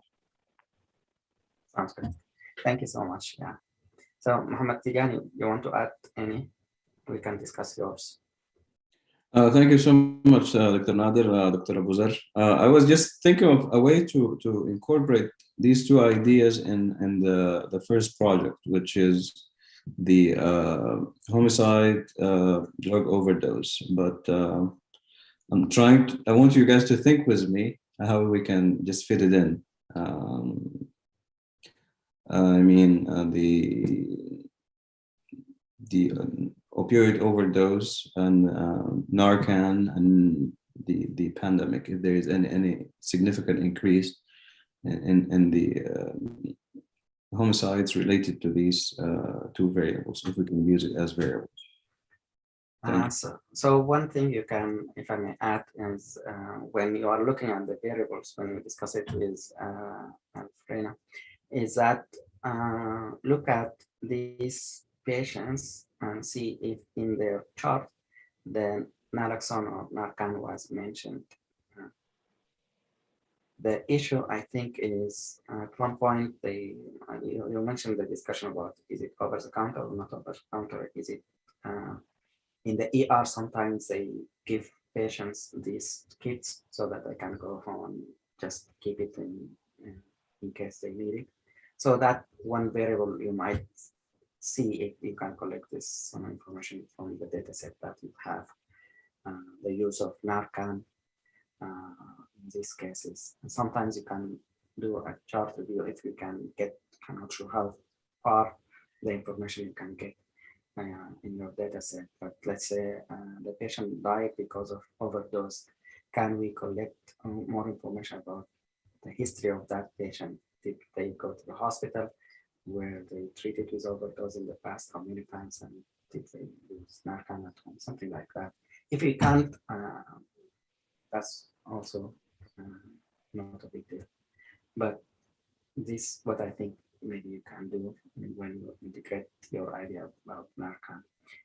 The other way to do it is to, if you say we identify these patients with overdose of these drugs and the use of Narcan, if it's available, would prevent similar cases from happening or something like that, it will be a good literature like adding to the literature that you suggest putting this over the counter because people are dying because of the overdose, something like that. So even if you don't have enough data, you can generate the questions.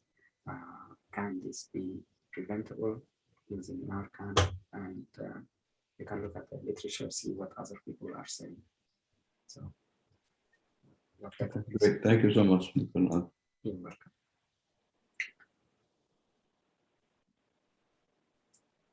Any other questions or ideas to share?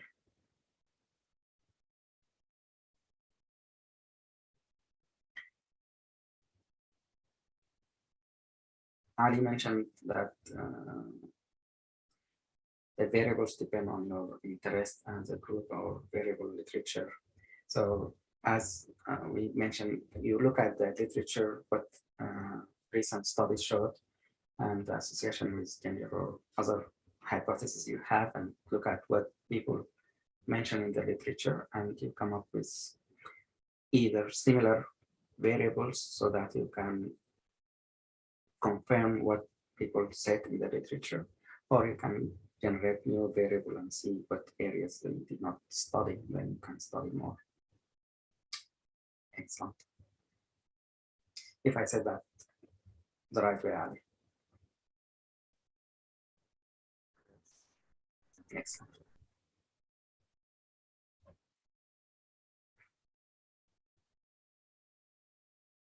So if you don't have more questions, we have 7 minutes. Maybe I'll show you something about the research gate.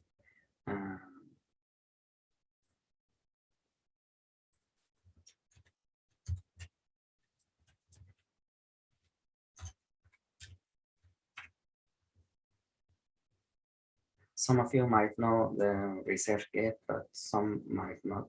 So I will go from the basics for you guys. So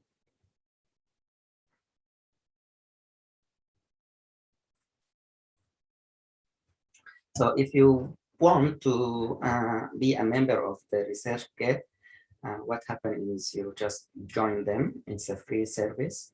And then when you join, they will ask questions about, it's similar to the CV, I think, where you work, kind of what's your biography, if you want to add some lines. And if you publish something in the past, then they will put it and you can add it, or they can locate it and then send you an email saying, hey, this paper was published and your name is mentioned there as an author. Is this your paper or not? then you can say, yes, it's my paper, or no, this is someone similar names. We also, it's like Facebook in a sense, you can look at other people papers, other authors, and you can see what's the interest for other authors, or what kind of publication they did. So for instance, this paper is a recent one. And if you have connection with this guy, they mentioned that he has a new publication, or his publication was cited. So if you are interested in the same topic, you can look at his paper or the paper that cite his paper. So basically, let's say I wrote a paper, I published it. It will be listed in the data set where all publications are there. ResearchGate will look at my paper and confirm that it's mine. So they will send me an email asking, is this my paper? I'll say, yes, I confirm that. It will be listed under my publications. And each time my paper is cited, which is if someone, let's say Ari, wrote another paper, but put my published paper as a reference, this will be a citation. So each time someone write a paper and put my paper as a reference, it will be added to my citation number. So it depends on how your impact on the research community, your citation will be high. And the higher you have, the more popular you will be in this ResearchGate thing. So again, if you are interested in certain part, you can follow someone. Let's say I'm interested in Antonio research work. So I click on him. I will see how many papers he mentioned or he published and so forth. So you can follow, you can recommend it to someone else, or you can share this. And you can do the same with other recent papers. So what I suggest from all of you guys is to at least join the ResearchGate and create a profile or add your biography there. And then when we do our research and project and finish it, and let's say we submit to make it an abstract or papers manuscript, then it will be listed in your ResearchGate page. And then you can collaborate with others, or others can seek you out to collaborate with you with your ideas and projects. So if you don't have an account with ResearchGate, maybe this is a good idea to create one. If you have questions, please put them in the chat. And I think Khalid Osman, it's your part now to discuss your project in the past. Yes, thank you, Dr. Nader. Before I discuss my project, I have a question regarding ResearchGate, because one of my papers shows 0 citation, while in Google Scholar there are about 9 citations. So I don't know why ResearchGate doesn't pick that up, or is there a way to connect maybe Google Scholar with ResearchGate? That's a good question, and we can figure it out later. I did not speak about Google Scholar. Maybe we can discuss it in the next meeting or so. Someone can talk about it. But more or less, it's one of the data set where they put all the research work. So when you are doing literature review, it's one of the data set you want to look at, see what other people published, and locate some references. PubMed is a different one, so we can look at that. And as Khalid mentioned, sometimes they list your work, and for some reason, it might not be the whole list of your work. They may miss some.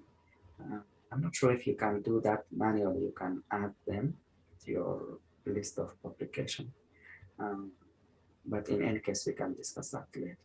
So why don't we go ahead with our previous project?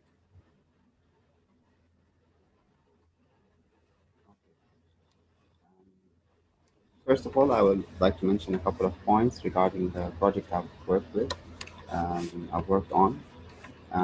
It was incidence of falls in nursing home residents. It was basically a comparison between the pandemic year and the year before it. We compared the incidence of falls in 3 nursing homes.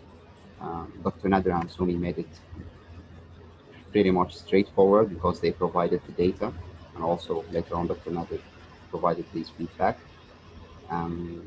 What I did is that I already had the data beforehand, so I've looked into Google Scholar to see articles on incidence of falls, to look at the general trend. And while I was doing that, I did that for a day or two. While I was doing that, I took notes of the major information, the important data, and the trends. And then I started writing the abstract. The whole process itself is not time consuming, so I really highly recommend that you submit abstracts for conferences. You should also uh, it's getting much easier because the conferences are now online, so it's pretty much straightforward to submit your abstract and then present it. I'm going to play the video abstract presentation that we submitted to AGS.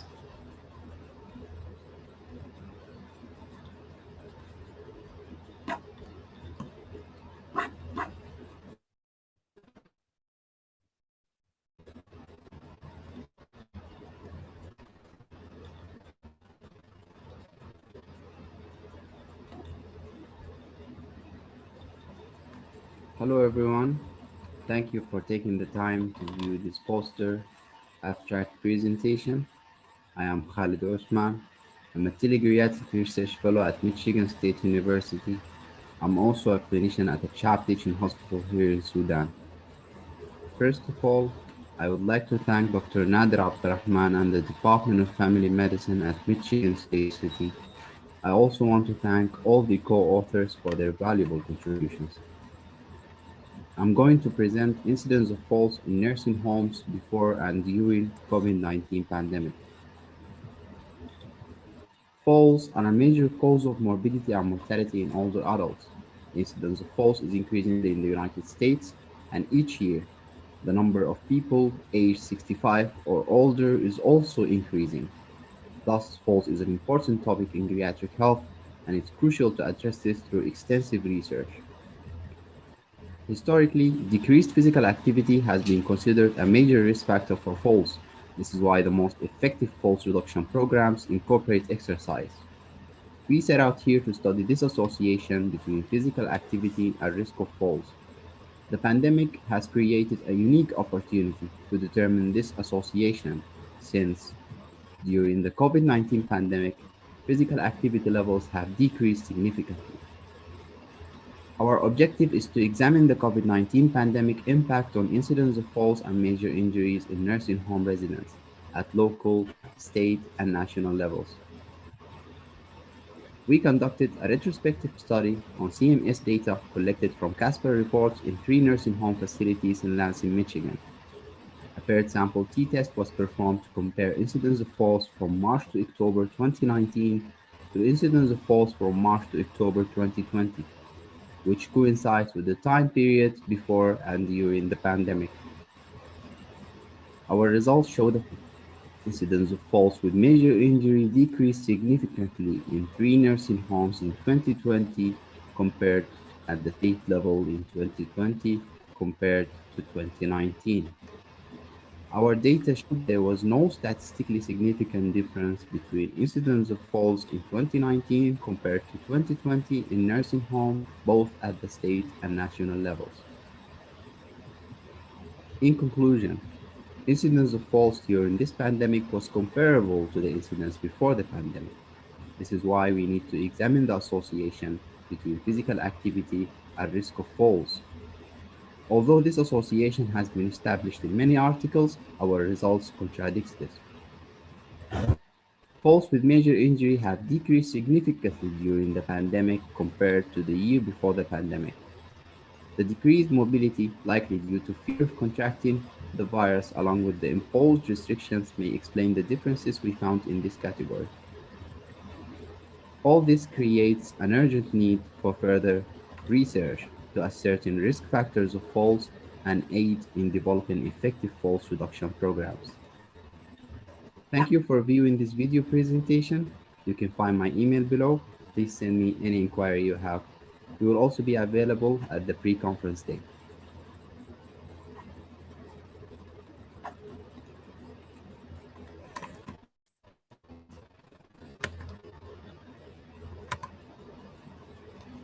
So this is basically the video abstract that we've submitted.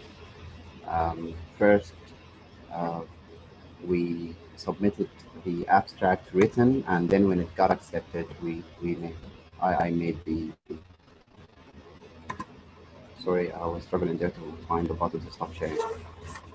Anyhow, the process was really straightforward. If you are planning to submit an abstract for a conference, you should begin preparing early because usually the deadlines are a couple of months or maybe more before the conference day itself. Um, the process itself is not time consuming. You can write the whole abstract maybe in a couple of days if you did your research or if you read about the topic beforehand. So that's all. If you have any questions, feel free to ask. Thank you so much, Khalid. And again, it's doable for each one of you to submit an abstract. It's not heavy lifting kind of hard work. It depends on your idea or the group or the project idea. If you have a good idea, you collect the data, review literature, and then for the submission to these meetings, what usually you want to do is create the abstract, and it has maybe 4 or 5 sections. If you look at previous abstracts, you will have an idea about the sections. Most likely you will have a background or introduction with the problem similar to what was Khalid mentioning. Then you want to identify what variables, we are talking about the variable population, and then what the method by which you collected this data. In certain condition, you want to review chart, or maybe you want just to look at the literature, or in Abuzer case, we want to identify variables or data set from their data set in homicide in that office. And then the last part will be the discussion part and what's the future. Usually when you submit an abstract, you want to raise questions from your study. So what you say, we found this, and we think we don't know about this. So the next step will be, maybe we can research the reason for that or whatever. So this is kind of the way you submit your abstract. So there is some conference where they have the format is ready for you. You just complete the format of the forms, and it will be. And in some other conferences, you create your own abstract. So in that case, you look at previous abstract and then just create your own on the same steps. So you're raising your hand. I'm not sure if this is from previous or you have additional question. No, actually, I have a question for Dr. Khalid. This is very interesting to us. I think all of us have questions about attending the conferences online. So please let us know how do you look for the conference? How do you choose it? And can you just go through the procedure? There's a certain website you look for conferences, then register for it, and just give us because this is something I'm willing to do, and I have time. So, and it's very important for, you know, to look at the conference first, and like this is to start first doing this and then think about like the abstracts and other things. So I think the first step is just attending the conferences. So I will jump in if you don't mind, Khalid. There are a couple of organizations, and maybe there are more, but we started with two of them. One of them is the American Medical Director Association. It's called ANDA, and they have their annual conferences, and they have their chapter for organization state by state. So in Michigan, for instance, they have their own chapter here in Michigan. So sometimes they have their also conference here. Some offer some poster presentation. So you have, in this group, you have two options: the national convention or meeting, the annual one with AMDA, or you can also target if the local chapters, they have their meetings also with some presentation. The other group or conference we target is AGS, American Geriatric Society, which is also a different group for geriatrician. And in that group, what we do is the same. We approach them, submit our abstract, and they have their own national meeting. And also they have local or chapters in each state. So you may approach them as well and see if they have in your area some conferences for the chapter. Otherwise, we can approach the national or the annual meeting. So this is a very good question. And my suggestion is for the whole group is to become a member, at least for these two organizations, the national ones, the AMDA and the AGS.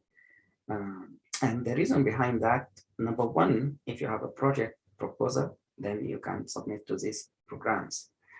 That's one helpful for you as far as publication and going to conferences.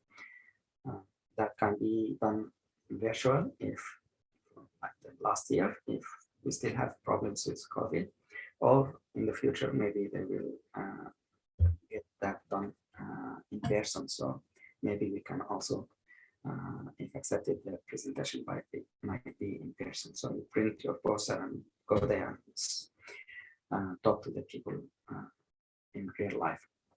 But this is one part of what the benefit of becoming a member and presenting in these conferences. The other part is you can look at their previous conferences, similar to what Khalid present, and see what other people are doing, residents, medical students, physicians, and what they are thinking and the trend and how they do their posters or their ideas or oral presentation. So you will have an access to their material for the past year and the year before if you want to look at some ideas.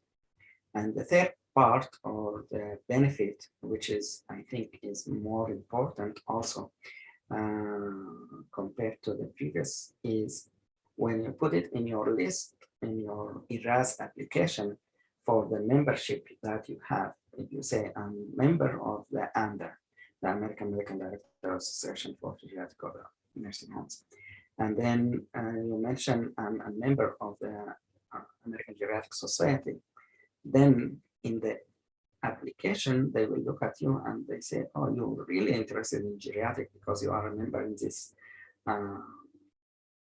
community or organization. And you will have an open area for discussion. When they look at your resume, when they interview you, they will ask you some question about geriatric. And then you can say, oh yeah, by the way, I'm really interested and I joined this group, and we talked about this, and we presented this in this group. So it's kind of giving you a niche or a unique opportunity to discuss with the program directors or other faculty member during the interview season. So it has many benefits, I would say, if you join. For AMDA to become a member, you go to their website and you just mention that you are a student, and it's free. I think also the same for chapter, like if you are in New York or in Michigan, you can approach their local organization and become also a member there. For AGS, the membership I think is $60, but they have e-membership, electronic medical membership, so you can join with just the e-membership, and that's free. And I think the difference is they don't provide you with actual, they have their journal. If you are a full member, they send you a copy of their actual hard copy journals, some other details, but basically you're not losing when you are just an e-member. And beside these two organizations, I think there are other organizations. We did not touch or approach them yet, but there is it Aging and Geriatric and Gerontology Association. There is Alzheimer Association, and there are other organizations that we can also approach. So it's a good question. Thank you.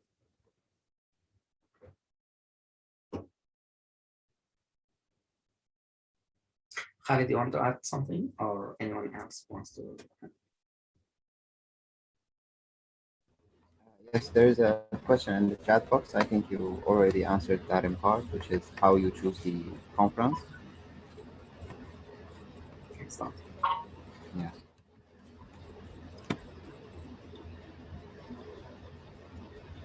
Maybe I wanted to add one thing, is that before writing the abstract, it makes it much easier if you read about the topic extensively. If you know all the data and the trends, you can just start writing. You should first focus on reading, and then it will be much easier. And the whole process is straightforward. You will find the guidelines for submission in the website clearly stated. And yes, that's all. So it's very much doable. So I want to share with you another idea, and I put it in the project section. And my idea for you guys is, in nursing homes, we have the patients, the physicians, and then the nursing staff with their assistants, members. Also, we have activity, social worker, dietitian, and other members in the staff.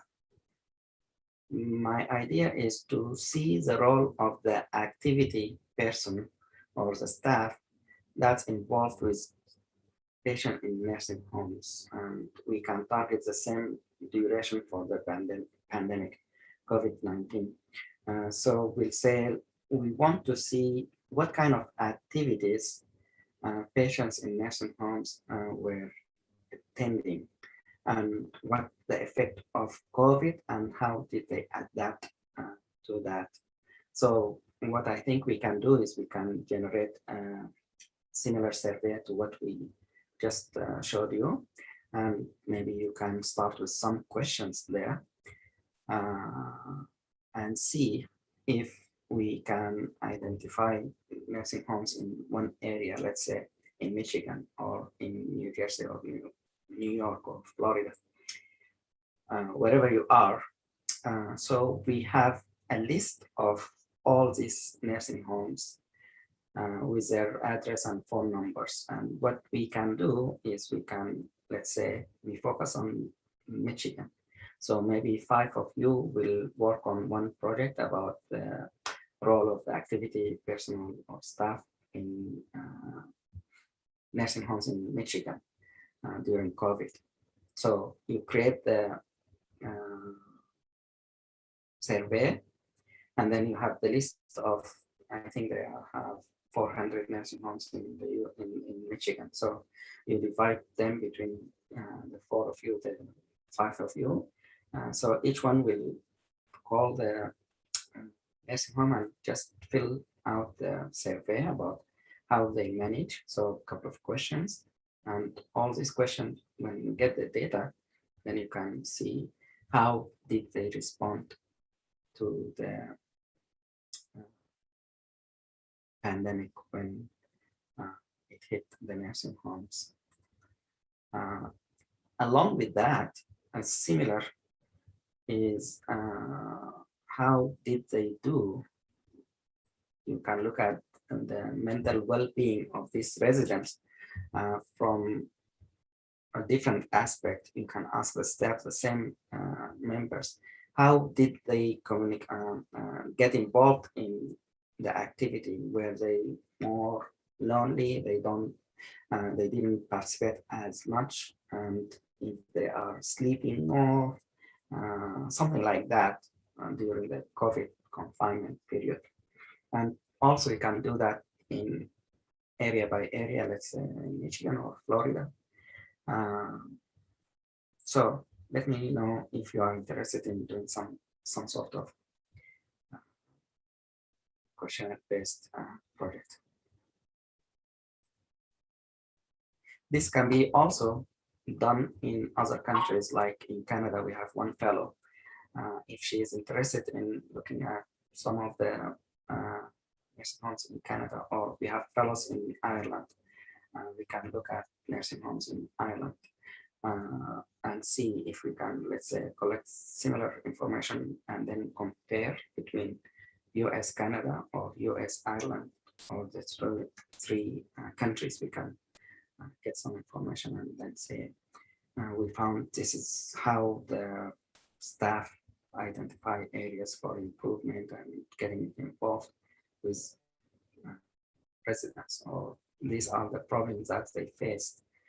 So we can come up with some suggestion as far as what we can help with them, or we need to investigate more in these areas.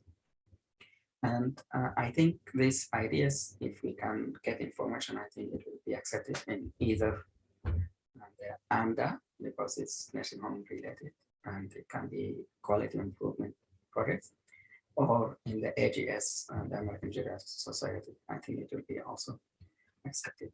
And as long as it's related to COVID, I think it's a hot topic, so think about it. If you are interested in leading one of these projects, let me know, or you can just create an idea of project and see what we can do. Then you can create your team and we can take it from there. Thank you.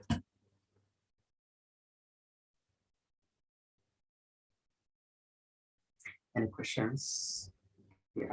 I'm not sure if this is hand raised from before, or you have a new question or comment. This was from before, but I always have a question. But this idea, I have just two questions. I want to know what do you mean by activity personnel, because there's so many job titles. Is this the people who are So that's a good question, because in the nursing home, what they have the nurse, and they have a nurse aide, and they have an activity department.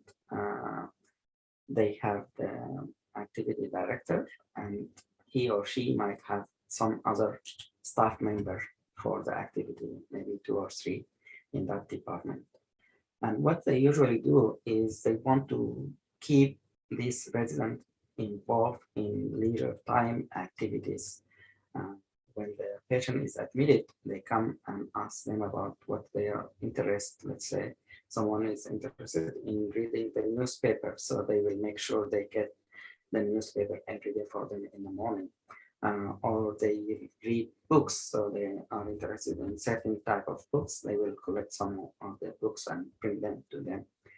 Some wants to work on puzzles or drawing or coloring, or just watching TV, what kind of TV channels they watch. So they document that. And then they create a schedule during the week. So on Mondays, they will have group activity. In that, let's say between 3 and 4, they have bingo time or card, they play cards, or they play puzzle or something. So they identify this as a group activity and ask the residents who is interested, and they bring them to the dining room, for instance, where they work in groups in small tables, and they work or they play the bingo or the card, or maybe just balloon tossing or other type of play games as groups. Sometimes they bring animals to the nursing home. Sometimes they take them outside, like a picnic format, like outside in the same building premises where they have barbecue, like they eat some ice cream or some activities outside. Sometimes they take them to activities like in the summer. Sometimes they have some festivals. They can take them to the festivals. Sometimes they take them shopping in Walmart or some other. So this department is assigned to make sure the residents in nursing homes have been completely assessed for their leisure activities and what interests them, and they can try to meet their need and interest in that sense. If I answer your question right. Yes, I answered it perfectly. But now, if let's say I am interested in this project, I was wondering like how to approach this. Like, do I go to the nursing home, tell them You don't that have I'm a to fellow go. too? You don't have to go. It's just a phone call. So what Okay. you will do is, let's say you and Lubaba and Ali, for instance, interested in the same project, and you are in the same area, let's say in New York area, just for instance. So what you will say, now I'm interested in this project. What variables do I need to? So I'm gonna send you a sample of questions. What I did is I approached 2 nursing homes here and the staff member, and I asked them some questions that we can ask all the nursing homes here. So I can share with you these questions, let's say 5 or 10 questions. You can use these questions, you can come up with different questions, whatever you decide, and create the questionnaire that we just saw, like the list of nursing homes in the area where you are living, let's say, or interested in. And then you have the phone numbers. You can just, from your home, you call the phone number and ask about the activity department and see the manager, if you can talk to them and just identify, as you said, I'm with MSU, I'm doing fellowship in geriatric, I'm interested in knowing more about how you handled the year before and during COVID. And I have, let's say, a time period between, let's say, March to March or whatever time period you say, and tell them I want to see how you handle this period in your nursing home. If you can help me with that, and I have a couple of questions. These are the questions.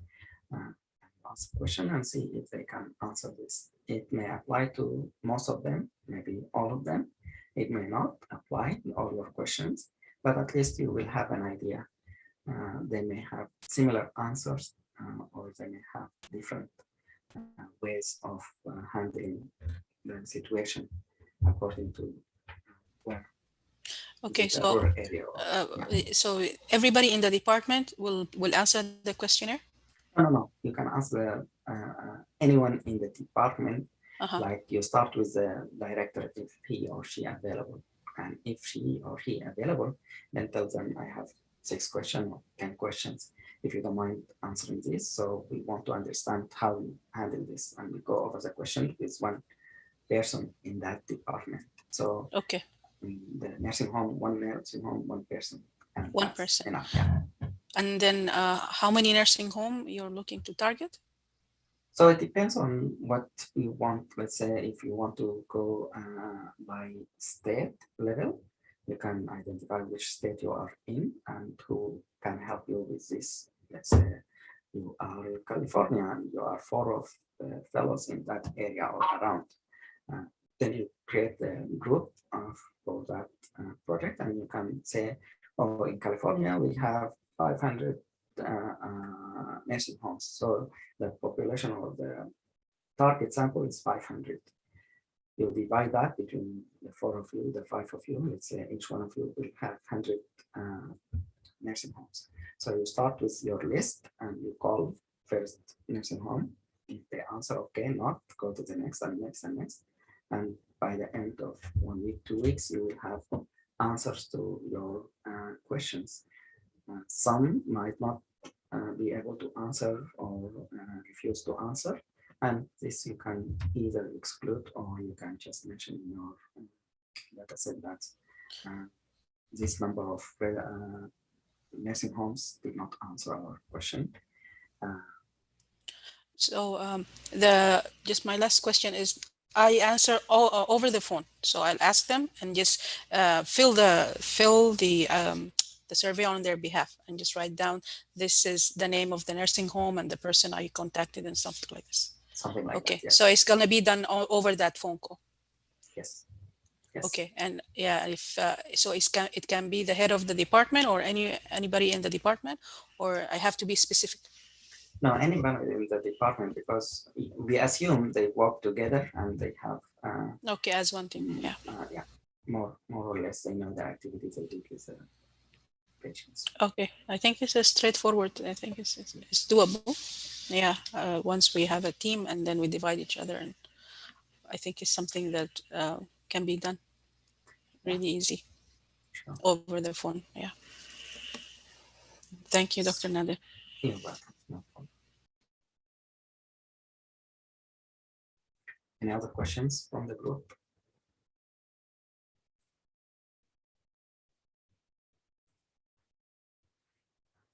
If not, let's talk about next week meeting. This is just suggestions. You can change them. So I'm going to share. So what maybe Andy, if you want to moderate, if you are available. Otherwise, someone else may moderate the meeting. Yes, I'll be happy to moderate the meeting. Okay. Okay. So we'll talk about how to write, let's say, a letter to the editor for part 2, how we can look at JAMA, for instance, or New England Medical Journal. And at the end of the journal, usually we have a couple of letters to the editor. So maybe some of the team member can present of how to write this. And so there are some guidelines. Look at this and look at some sample and present. And maybe another member will present case study project, how to start something. There is a link here, maybe you can use that, maybe you can come up with your own references. If someone is interested to do some tutorial on SPSS, I think that might be also an option. And if you can focus on, let's say, how if we collected the information and put it in Excel or Google Sheet, how to import that data from Excel file to SPSS. So we'll focus on importing data from different types of files to SPSS. If we have time, maybe we can also talk about volunteering options. Red Cross is one option. AARP is another option, and there are many other organizations that you can contribute to them virtually. You can just add 1 hour a week or a couple of hours a week, and it will be helpful in your resume and also helpful to the population that you're serving. Some might just have simple questions and you will be able to answer these questions, and you are helping the organization or the community in that sense. So it's going to be a win-win situation for you if someone can present something about that. And maybe Ali or maybe Azza or someone also discuss about the case study. poster that you presented last year. Does it make sense to you guys? Or if you have any other suggestions, Lubaba and Sarah, please go ahead. Yeah, Or thank you. Ali. Okay, thank you, Dr. Nader. And the new idea is really nice and great. I will reach out to Am and see how we can make it doable or done. I just have a update regarding the webinar, the COVID-19 webinar. Yes. Yes. Yeah. So far we had like over 60 responses in the survey, both medical and general population. I feel like the information there are enough to hold the webinar, and we from this point, I'm just encouraging my colleague to try to spread the survey even more.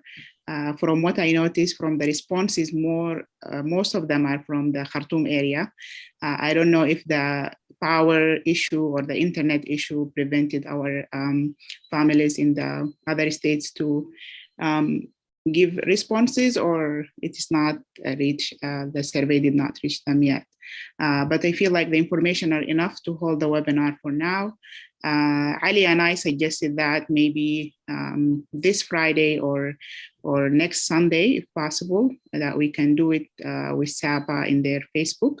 But it would be even better if it was during the vacation for Eid or the time off, people are home. But I'm not sure if that would be done within less than a week. So I'm just giving the updates regarding that. And for the team, we can have a discussion over the WhatsApp app on when to confirm the time, and to see your availability as well, Dr. Nader, when we see if you are available on Sunday or based on SAPA as well. So we will reach out to them and let them know that we are almost ready. Yeah, so we would reach out to you as well with email with our final. Sounds excellent. So this is great. And as long as you have the information, then we can build on that. That's great. So what I suggest is, if you look back what SAPA did, I think most of the webinar about between 1 or 2 in the afternoon they start, so that it will be maybe 7 or 8, I think, in Sudan. Yes. And you can make it 1 hour or 2 hours, whatever, and discuss, see if they can accommodate us and see what's their availability. They usually want to be ahead like a couple of weeks. So if you want to reach out and see, I think Mahmoud is the one who run for the media, the media, and see what's a possible date. Most likely it will be around this time. I'll be available on Sundays. Okay. Excellent. Thank you. You're welcome. Sounds good. I will reach out to him. I did contacted him before when we had the idea. So yeah, I'll keep you posted. Thank you. Thank you. Yeah. Okay, Sarah and then Ali.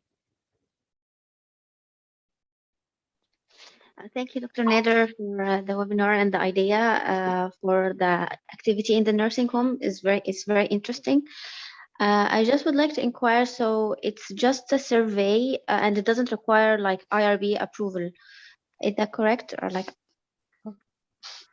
That's a good question, and I think you presented the IRB, or someone presented the IRB last week or the week before. Why don't we find out and let us know?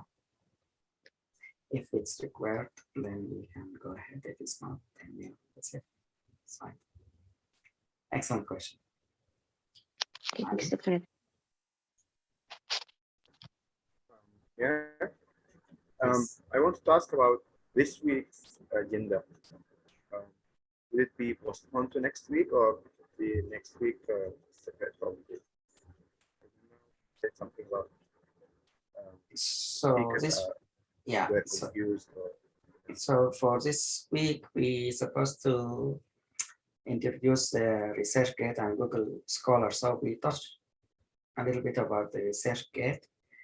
We did not talk about Google Scholar. Maybe in the coming weeks, we can talk about how you do literature search and review. So one aspect will be PubMed, how to search PubMed, and one aspect might be Google Scholar and other data set, or you can do that. The rest of the things, tutorials, I don't think we missed a lot. So for the this agenda for today, I think we covered some of what we needed to. Good question.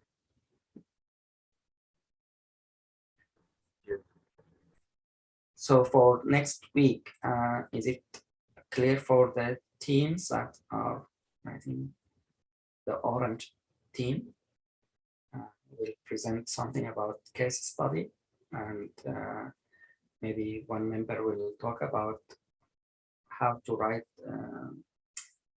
a letter to the editor in response to any article, and you can take a sample from JAMA or New England or both or any other journal. Maybe someone will talk about SPSS, how to incorporate or import data to SPSS, analyze that, and then maybe someone else will talk about volunteering, and then you or Aza can present your work from the last year.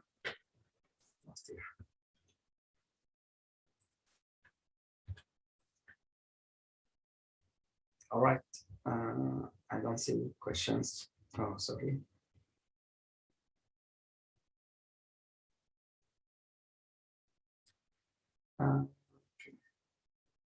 No more questions. That's good. All right, thank you so much for your attendance and your excellent presentation and information and ideas. Wish you good luck, and we'll see you next week. And Abu Zar, I will reach out to you later. Thank you, everyone. Have a wonderful day or night. See ya. Thank you, everyone, and happy Eid. Happy Eid, everyone. Eid Saeed. Thank you. Wishes. Eid Mubarak. Eid Mubarak. عيد مبارك مع كل السلامة. سنة وانتم طيبين كلكم. Thank you for بخير. كل عام وانتم بخير. Good Ramadan, everyone. Happy Eid Mubarak, inshallah. Assalamu alaikum. Same to you. Yeah. Assalamu alaikum. Walaikum Same assalam. to you. Thank you, Dr. Nadir. Thank you, everyone. Eid Mubarak for all of you guys. And yeah, I will contact you too, Dr. Nadir. Thank you so much. Sounds good.